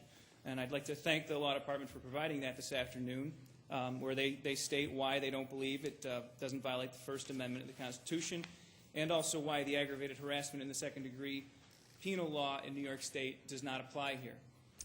And I have no real issue with either of those 2 answers, but I would like to address the issue of redundancy or preemption with state law. As we speak tonight, New York State Legislature is winding down their legislative session. And one of the issues that's being discussed at this very moment is a state law to protect cyberbullying, much the same way we're having this discussion right now. And I know that one of the impetus for bringing this to this body by the makers was the inaction of New York State. And so while none of us know what will turn out of New York State's legislative body in the next few weeks or ever, I would like to ask through you, Mr. President, to the county law department to explain to us how a state law on the issue of cyberbullying would affect this county if we were to enact this law tonight, whether it be, I doubt, exactly the same as the one we're going to enact, or more importantly, if it's different. What kind of effect would that have on the law that's before us tonight if it's already on the books? Through you, Mr. President.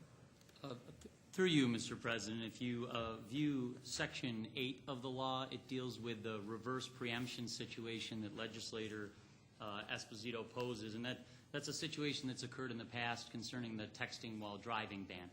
And the law essentially anticipates the potential that it will be preempted in the future in the event that the state were to pass a law that were to take the place of this cyberbullying legislation. Generally, in the past, the way that it's been dealt with is that when the state law is passed, if prosecutors look at it and view that it is the same or similar to this law, then they would proceed to prosecute using the newly enacted state statute. There is a provision, if you look at Section 8, that this legislative body can come forward with a mere resolution to indicate that either the same or substantially similar language has been enacted by the state and therefore it's preempted. So that would be the way in which it would be handled. But from a practical standpoint, law enforcement simply moves forward with the state statute is generally what happens, and this would fall away, which is what happened with texting while driving. Thank you. And if I may continue, Mr. President, I'm glad you brought up the texting while driving ban, because that's obviously been analogous, and certainly in the agenda charter discussion we had as to the intent of the maker with what happened in this body a few years ago with that issue. And it's my understanding that the state law that then subsequently passed was very easily identifiable as substantially the same as to the ban that we had passed. But I'm not so sure that in this case that's likely to be as easily identifiable. And so I guess I'd like to know through you, Mr. President, if prosecution or law enforcement or this body isn't able to determine if it's substantially the same as, how do the conflicting penalties, because that's what we're talking about, criminal penalties, how will they be determined? Which one will take priority, and will the prosecutor be able to pick and choose during a particular case? I guess I think for the benefit of all the legislators here before we take this vote, we should understand what sort of dilemmas we might be bringing to the law enforcement and criminal justice system. Through you, Mr. President, I believe in any situation like that, a prosecutor, and all prosecutors are legally trained, would look at the laws and determine which is the appropriate statute to bring forward. Ultimately, if there were to be a disagreement concerning this issue, it would be resolved by a judge and a court, which is the ultimate arbiter of preemption issues. However, that would rarely be the case, in my opinion, in this type of situations. I would have faith in the prosecutors in terms of bringing forth the charges, that they would do the appropriate legal research and they would make the appropriate determination as to what is the best charge to bring forward. And in doing so, they would consider the preemption issue that you just raised. Thank you. I appreciate that information. I hope that's helpful to everyone here in this body. You know, as I said in committee, I'm supportive of the intent of this law, and I intend to vote for it tonight. I am unsure whether or not making bullying a criminal act in this manner is the right course of action to prevent bullying, but my opinion is simply that all of the efforts that will exist now and will continue to exist to educate people and to deal with things in the family and school environment in a more proactive way will continue, and that this sort of legislation will sort of bolster those efforts, as Mr. Barker alluded to, give them teeth at the end of the day for those offenders that aren't swayed by those other means. But I think that the timing here is interesting in that within 2 weeks we will know if the state legislature is going to address this issue, unlike we did know when this was introduced 2 months ago. And so for the benefit of this body and the citizens we represent in our criminal justice system, I think we'd be well served to wait a month before we take final action on this particular legislation, rather than muddy the waters with the type of process that the county attorney just laid out, if we're to pass a referral or a law that might be different from what ultimately might be or might not be enacted by the New York State Legislature, without having to worry about rectifying the two laws. So for that simple reason, and for virtue of more time to understand a very important, complicated issue, I guess I'd like to make a motion that we table this referral here this evening with the intention of bringing it back next month if the sponsors in this body deem that it's still necessary. Second. Thank you very much, Mr. President. It's tabled by Legislator Esposito. The second was where? First hand up was Legislator Gamble. We'll move to a roll call vote for tabling this motion at this time. Mr. Daniele? No. Mr. O'Brien? Yes. Mr. Ansello? No. Ms. Andrews? Yes. Mr. Antelli? No. Mr. Barker? No. Mr. Baroth? Yes. Ms. Boyce? No. Mr. Colby? No. Mrs. Draw? No. Mr. Esposito? Yes. Mr. Gamble? Yes. Mr. Gamina? Mr. Haney? Yes. Mr. Hanna? No. Mr. Howland? No. Ms. Cayley? Yes. Mr. John Lightfoot? Yes. Mr. Willie Lightfoot is excused. Mr. McCann? No. Mr. Michike? No. Mr. Patterson is excused. Dr. Quattro? No. Mr. Rocco? No. Mr. Tucciarello? No. Mrs. Valerio? Mr. Wilcox? Yes. Mr. Yolovich? No. President Adair? No. 9 to 18, motion to table fails. Tabling motion has failed. We're back to the main motion. Is there any discussion at this time?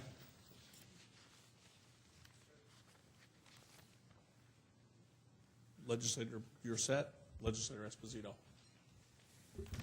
Thank you, Mr. President. I would just like to ask a clarifying question through you, Mr. President, to the county attorney. Since this body's decided that we don't want to wait for the benefit of finding out what the state does, you mentioned at one point that if we pass a statute that is different from the state, what they might ultimately pass, that we could adopt a resolution declaring preemption on our law. Is that something that I understood correctly? And if not, could you please clarify? Through you, Mr. President, if you review Section 8 of the law, it indicates, guess I'm loud enough to not mean when I apologize. If you look at Section 8 of the law, it indicates that the legislature can determine via resolution whether or not there has been either identical or substantially similar statewide legislation. So that is correct. This legislative body could come forward and make that determination. And through you, Mr. President, can we do that regardless of how close it actually is? Is that our own determination, or does it have to actually be, in legal terms, substantially the same as? Through you, Mr. President. Through you, Mr. President, I'd hope you'd seek legal counsel in making that determination, but ultimately it would be a decision for you as a legislative body to make. And clearly, as the drafter of the law, if you were to come forward and indicate it's preempted, I think it'd be very difficult for a prosecutor or a police agency to go forward and to make an arrest when you have specifically said it's no longer a viable law to prosecute under. Thank you. I think that's very important information for us to know. I obviously wish we'd wait a little bit to see and avoid this situation, but knowing that we have the ability to clarify which law might be the best suited for our community if that situation occurs, that's reassuring. So thank you, Mr. President and Mr. Taylor, for the time. Thank you. Is there any other discussion at this time? Legislator Cayley?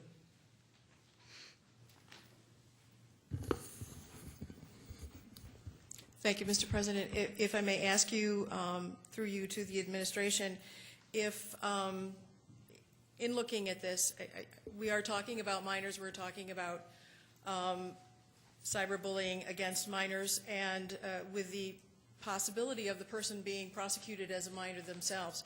So if I may ask through you to the administration, please take me through the process of prosecution of an 11 to 15-year-old under this law.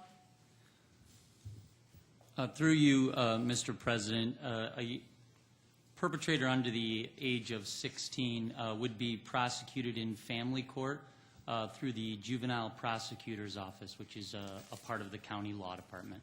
So the proceeding would proceed in family court as if a criminal trial using the same elements of the crime, but obviously the punishment and the means by which the court operates are slightly different because it is family court. Through you, Mr. President. Thank you. And then additionally, who would be responsible for the fine? Through you, Mr. President, the fining of juveniles in juvenile court, I certainly would have to get back to you on that. I don't have that information in front of me. Then respectfully, I would say to the makers, if we don't have an answer on who would be responsible for the fine of $1,000, then why are we putting it in here in the first place? I understand, and I do respect what is being, what the intent of this referral is, but I have very strong misgivings, and I did state them in an agenda charter. But again, we are dealing with language that's not consistent in that it spans age from minor to adult, and yet we don't have any information as to how this might be applied to a minor because it does go through family court.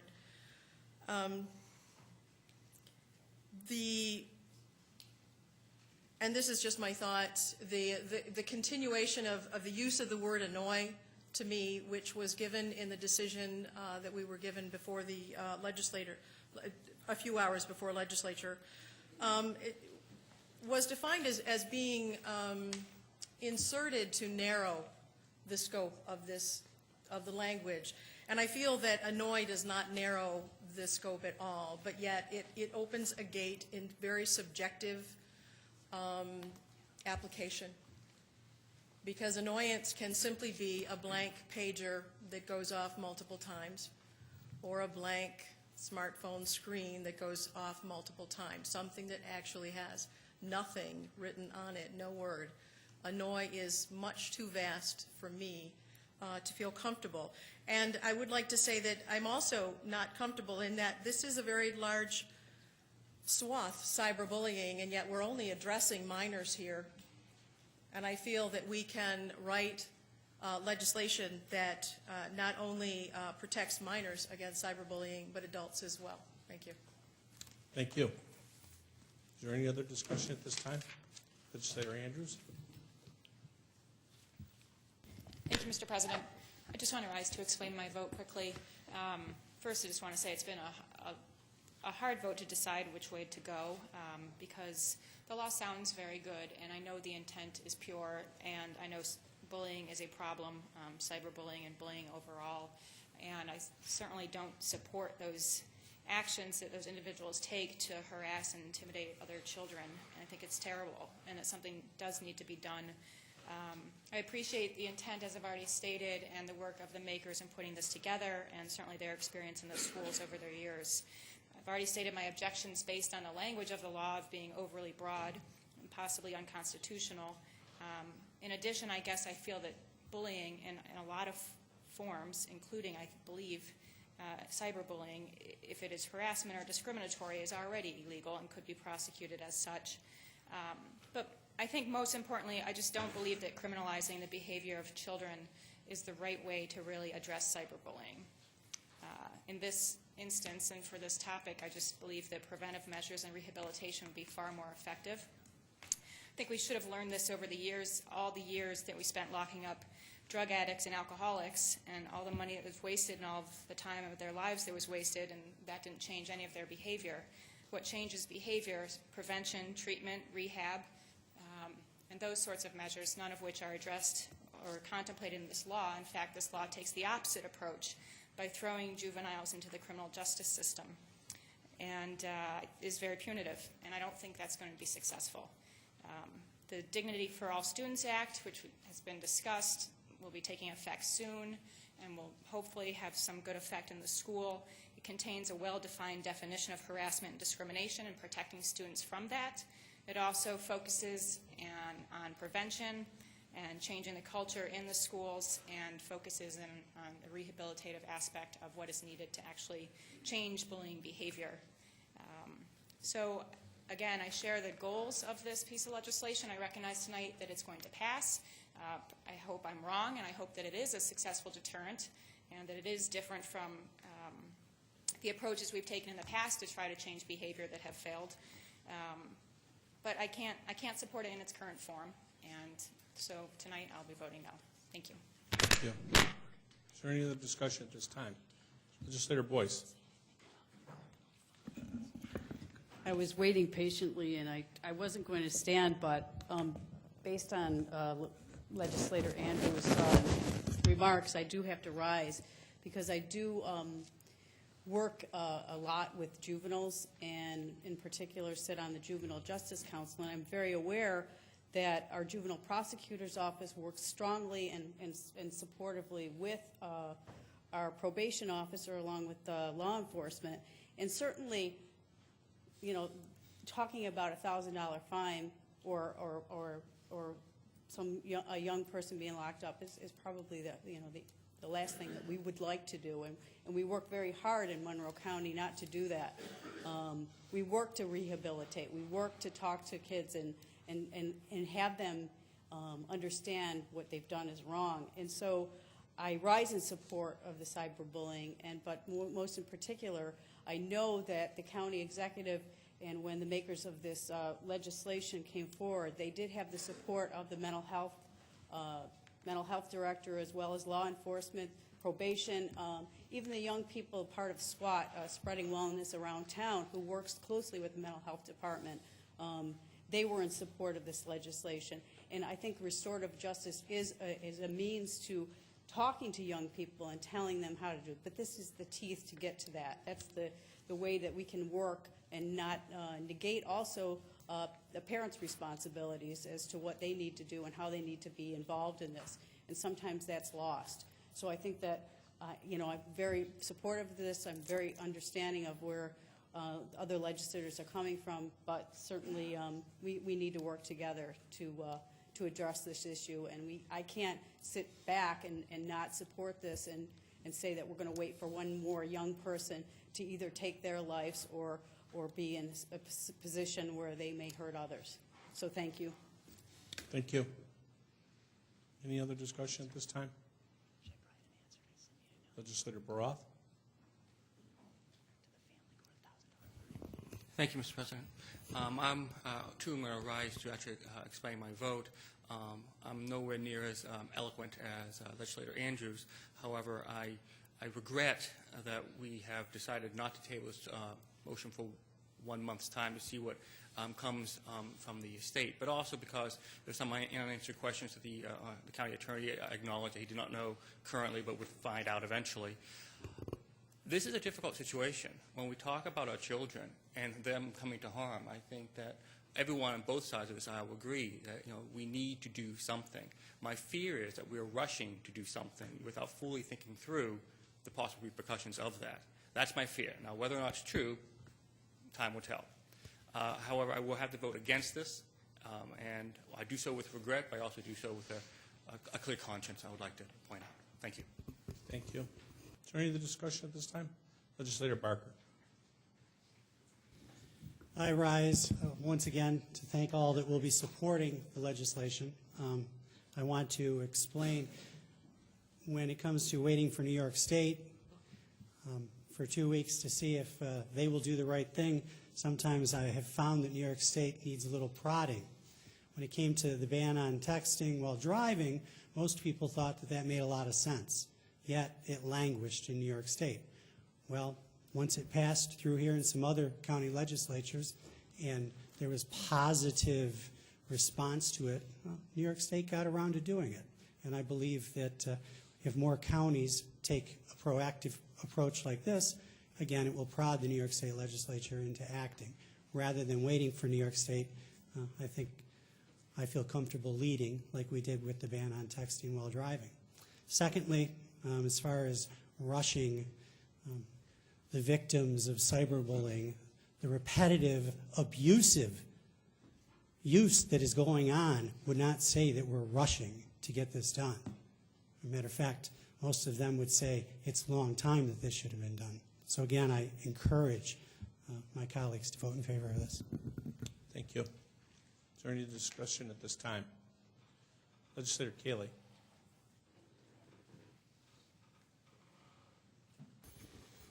Thank you, Mr. President. Just one last thought on this. I will not be voting for this, and I think that I've made it clear that I'm not comfortable with the language. But I think even as sitting here as long as we have and taking the time to go through this has been important and very important for me.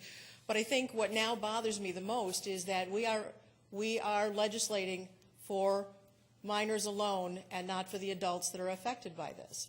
And if there's no law out there strong enough to handle this, if it were against a minor, then certainly there's no law out there strong enough if it's against someone that's 16, 17, 18, 19, 21 and older. So why are we just doing this for minors? I respect the makers of this, but if you're going to narrow it so that you have teeth in it, you need to broaden it so that it covers everybody, not just minors. Thank you. Thank you. Is there any other discussion at this time? Seeing none, I will move to a roll call vote. Mr. Daniele? Yes. Mr. O'Brien? Yes. Mr. Ansello? Ms. Andrews? No. Mr. Antelli? Yes. Mr. Barker? Yes. Mr. Baroth? Ms. Boyce? Mr. Colby? Mrs. Draw? Mr. Esposito? Mr. Gamble? Mr. Gamina?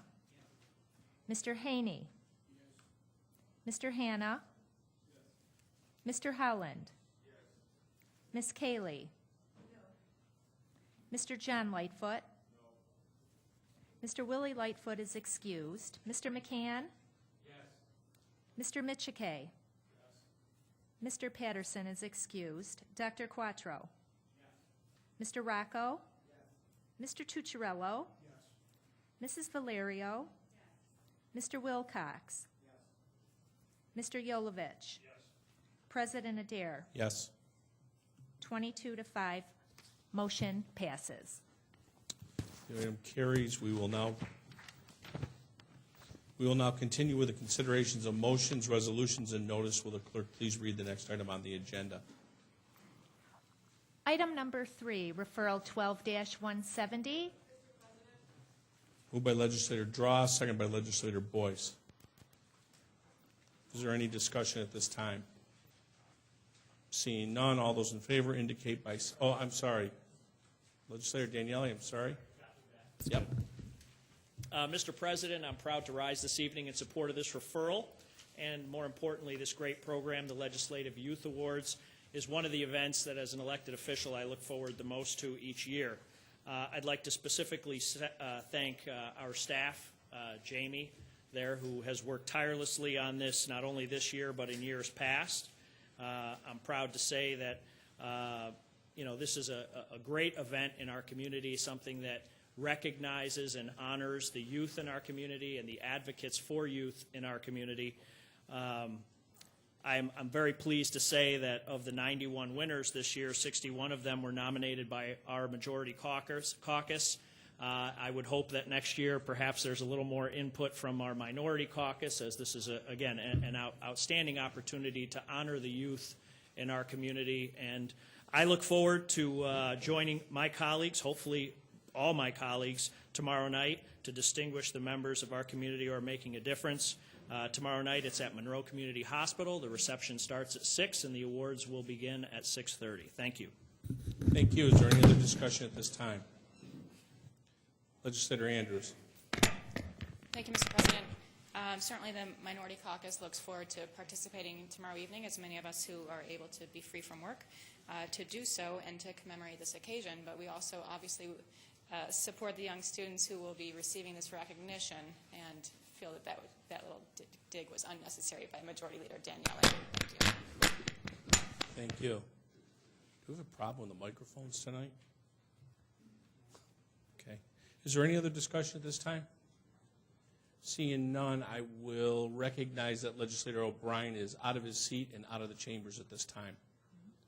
Hearing none, all those in favor indicate by saying aye. Aye. Opposed?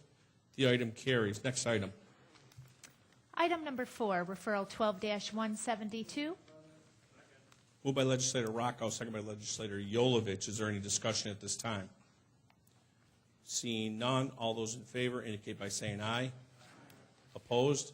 The item carries. Item number 5, referral 12-173, authorizing contract.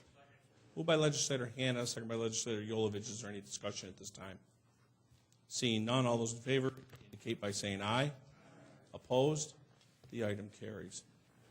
Item number 6, referral 12-174, authorizing contract with. Moved by legislator Hanna, second by legislator Yolovich. Is there any discussion at this time? Seeing none, all those in favor indicate by saying aye. Aye. Opposed? The item carries. Item number 7, referral 12-175, authorizing Moved by legislator Gamina, second by legislator Hanna and Yolovich. Please indicate the record show that legislator O'Brien has re-entered the chambers. Is there any discussion at this time? Is there a discussion, Legislator Kelly? Pardon me, I can't hear you. No, sir. Okay, thank you. Is there any discussion at this time? Seeing none, all those in favor indicate by saying aye. Aye. Opposed? The item carries. Item number 8, referral 12-176, authorizing. Moved by legislator Colby, second by legislator Yolovich. Is there any discussion at this time? Seeing none, all those in favor indicate by saying aye. Opposed? The item carries. Item number 9, referral 12-177, authorizing acquisition. Moved by legislator Colby, second by legislator Yolovich. Is there any discussion at this time? Seeing none, all those in favor indicate by saying aye. Opposed? The item carries. Item number 10, referral 12-178. Moved by legislator Draw, second by legislator Yolovich. Is there discussion at this time? Seeing none, all those in favor indicate by saying aye. Opposed? The item carries. Item number 11, referral 12-179. Moved by legislator Draw, second by legislator Yolovich. Is there any discussion at this time? Seeing none, all those in favor indicate by saying aye. Opposed? The item carries. Item number 12, referral 12-180, authorizing. Moved by legislator Valerio, second by legislator Yolovich. Is there any discussion at this time? Seeing none, all those in favor indicate by saying aye. Opposed? The item carries. Item number 13, referral 12-182. Moved by legislator Yolovich, second by legislator Gamina. Is there any discussion at this time? Seeing none, all those in favor indicate by saying aye. Opposed? The item carries. Item number 14, referral 12-183, authorizing contract. Moved by legislator Holland, second by legislator Yolovich. Is there any discussion at this time? Seeing none, all those in favor indicate by saying aye. Opposed? The item carries.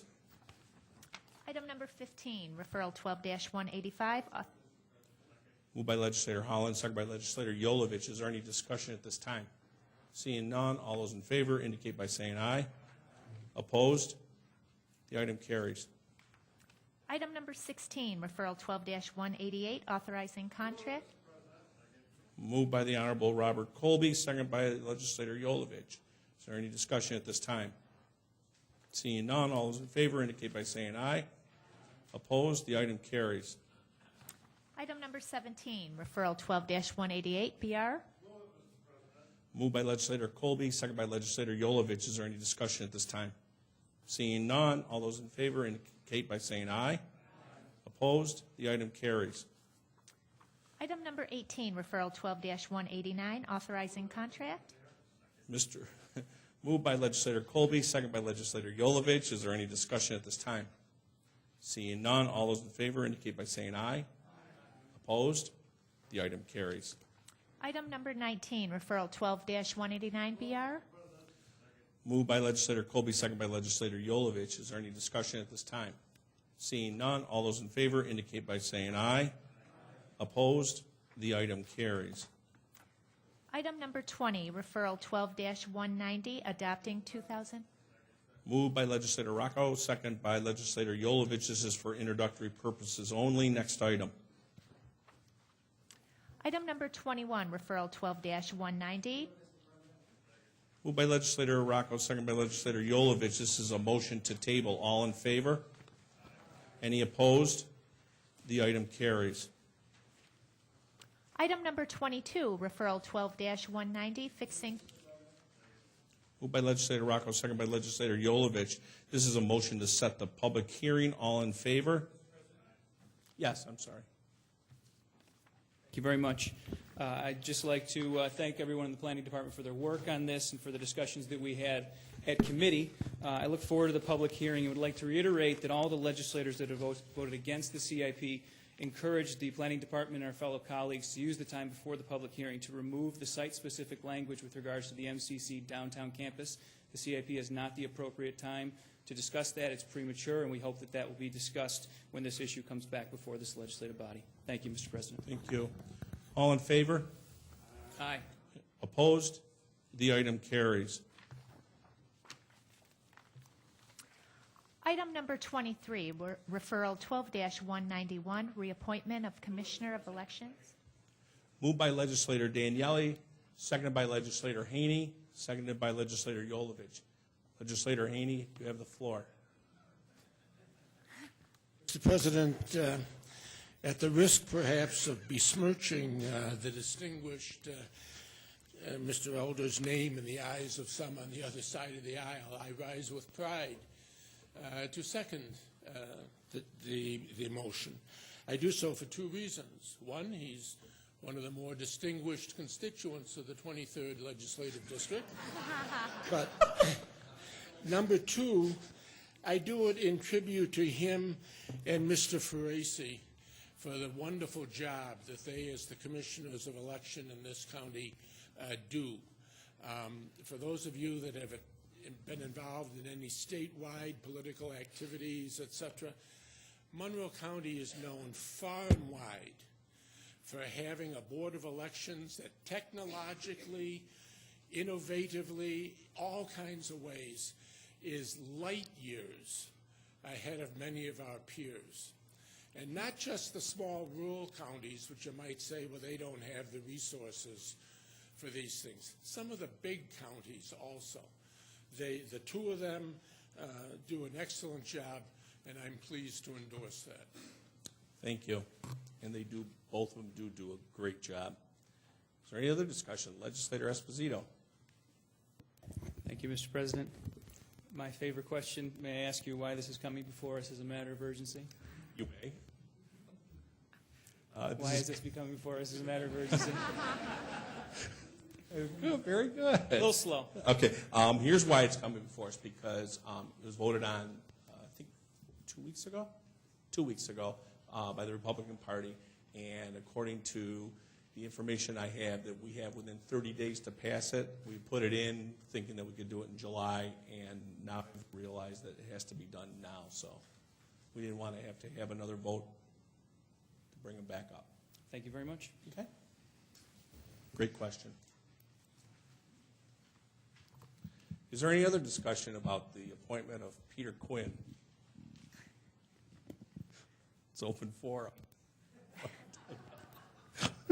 Seeing none, all those in favor indicate by saying aye. Aye. Opposed? The item carries. Congratulations, Mr. Quinn.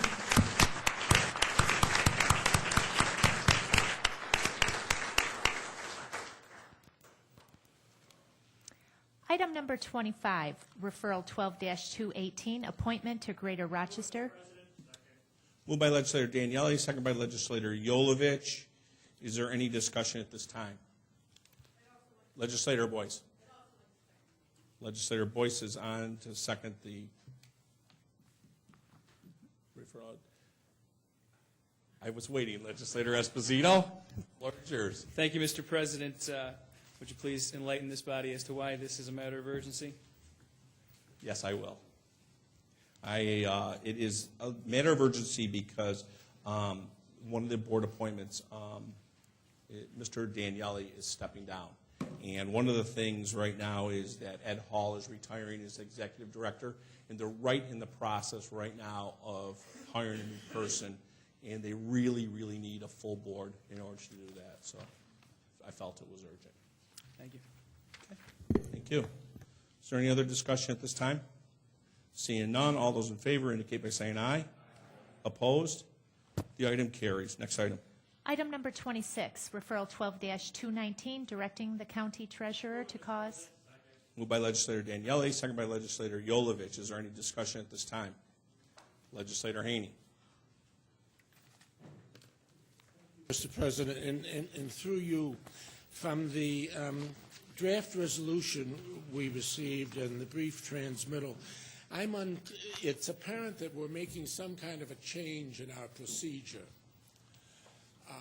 And I don't really understand what the change is. What is it? I mean, previously, every year on the 15th of December, we've published in the Democrat and Chronicle a complete list of all the delinquents. But I sense that we're changing something. Through you, Mr. President, can someone explain what it is that we're changing?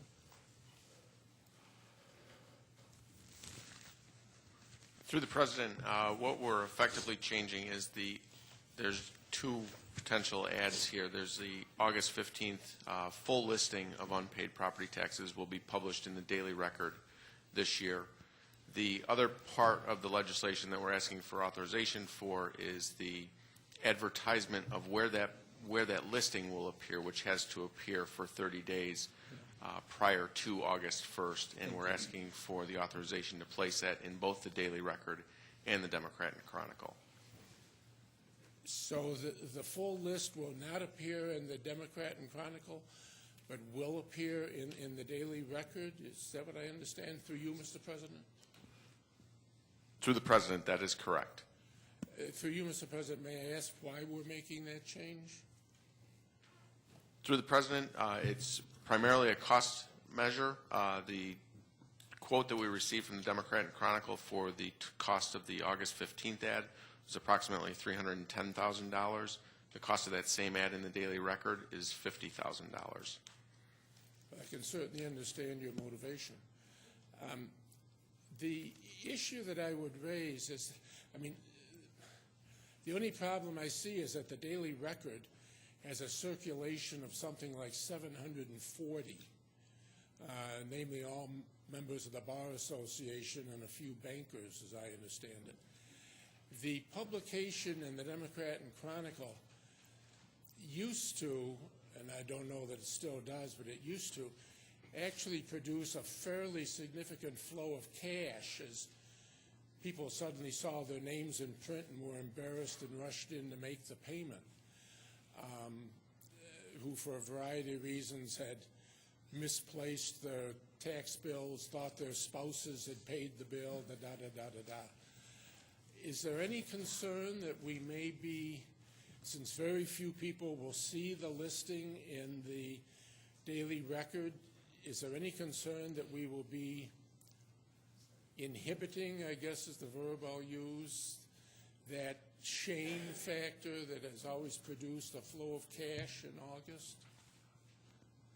Through the President, no.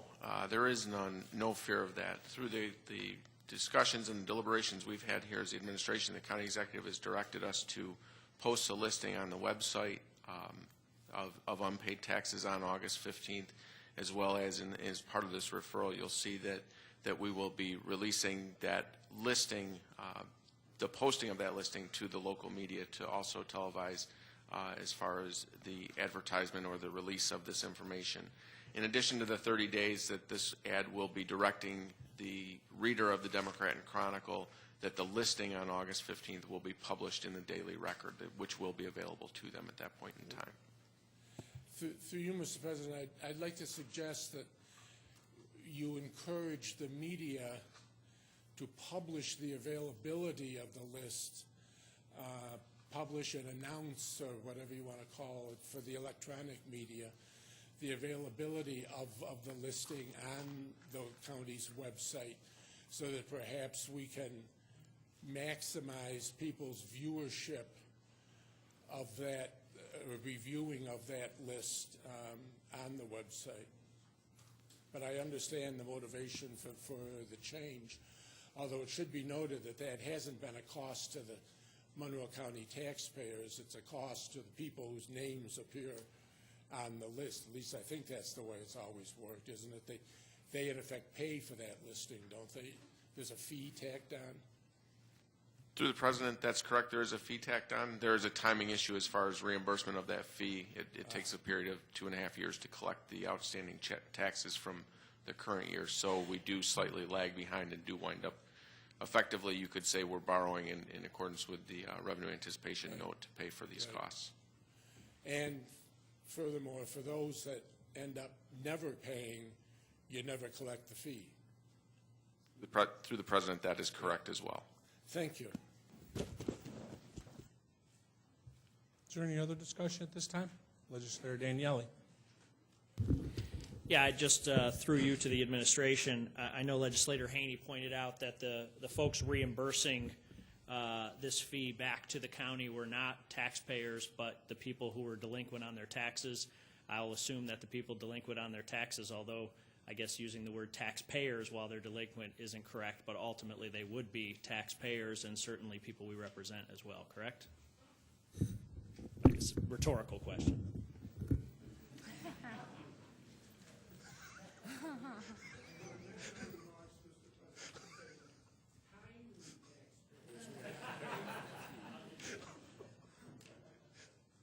I think Legislator Haney just summed it up. Pretty good. Is there any other discussion at this time? Seeing none, all in favor indicate by saying aye. Opposed? The item carries. Is there any unfinished business to come before this body tonight? Legislator O'Brien.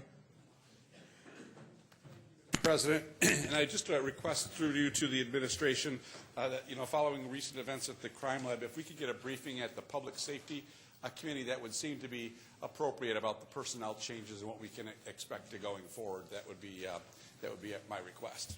Okay, thank you. There being no more unfinished business, Mr. Daniele. We stand adjourned until 6 p.m. on Tuesday, July 10th, 2012.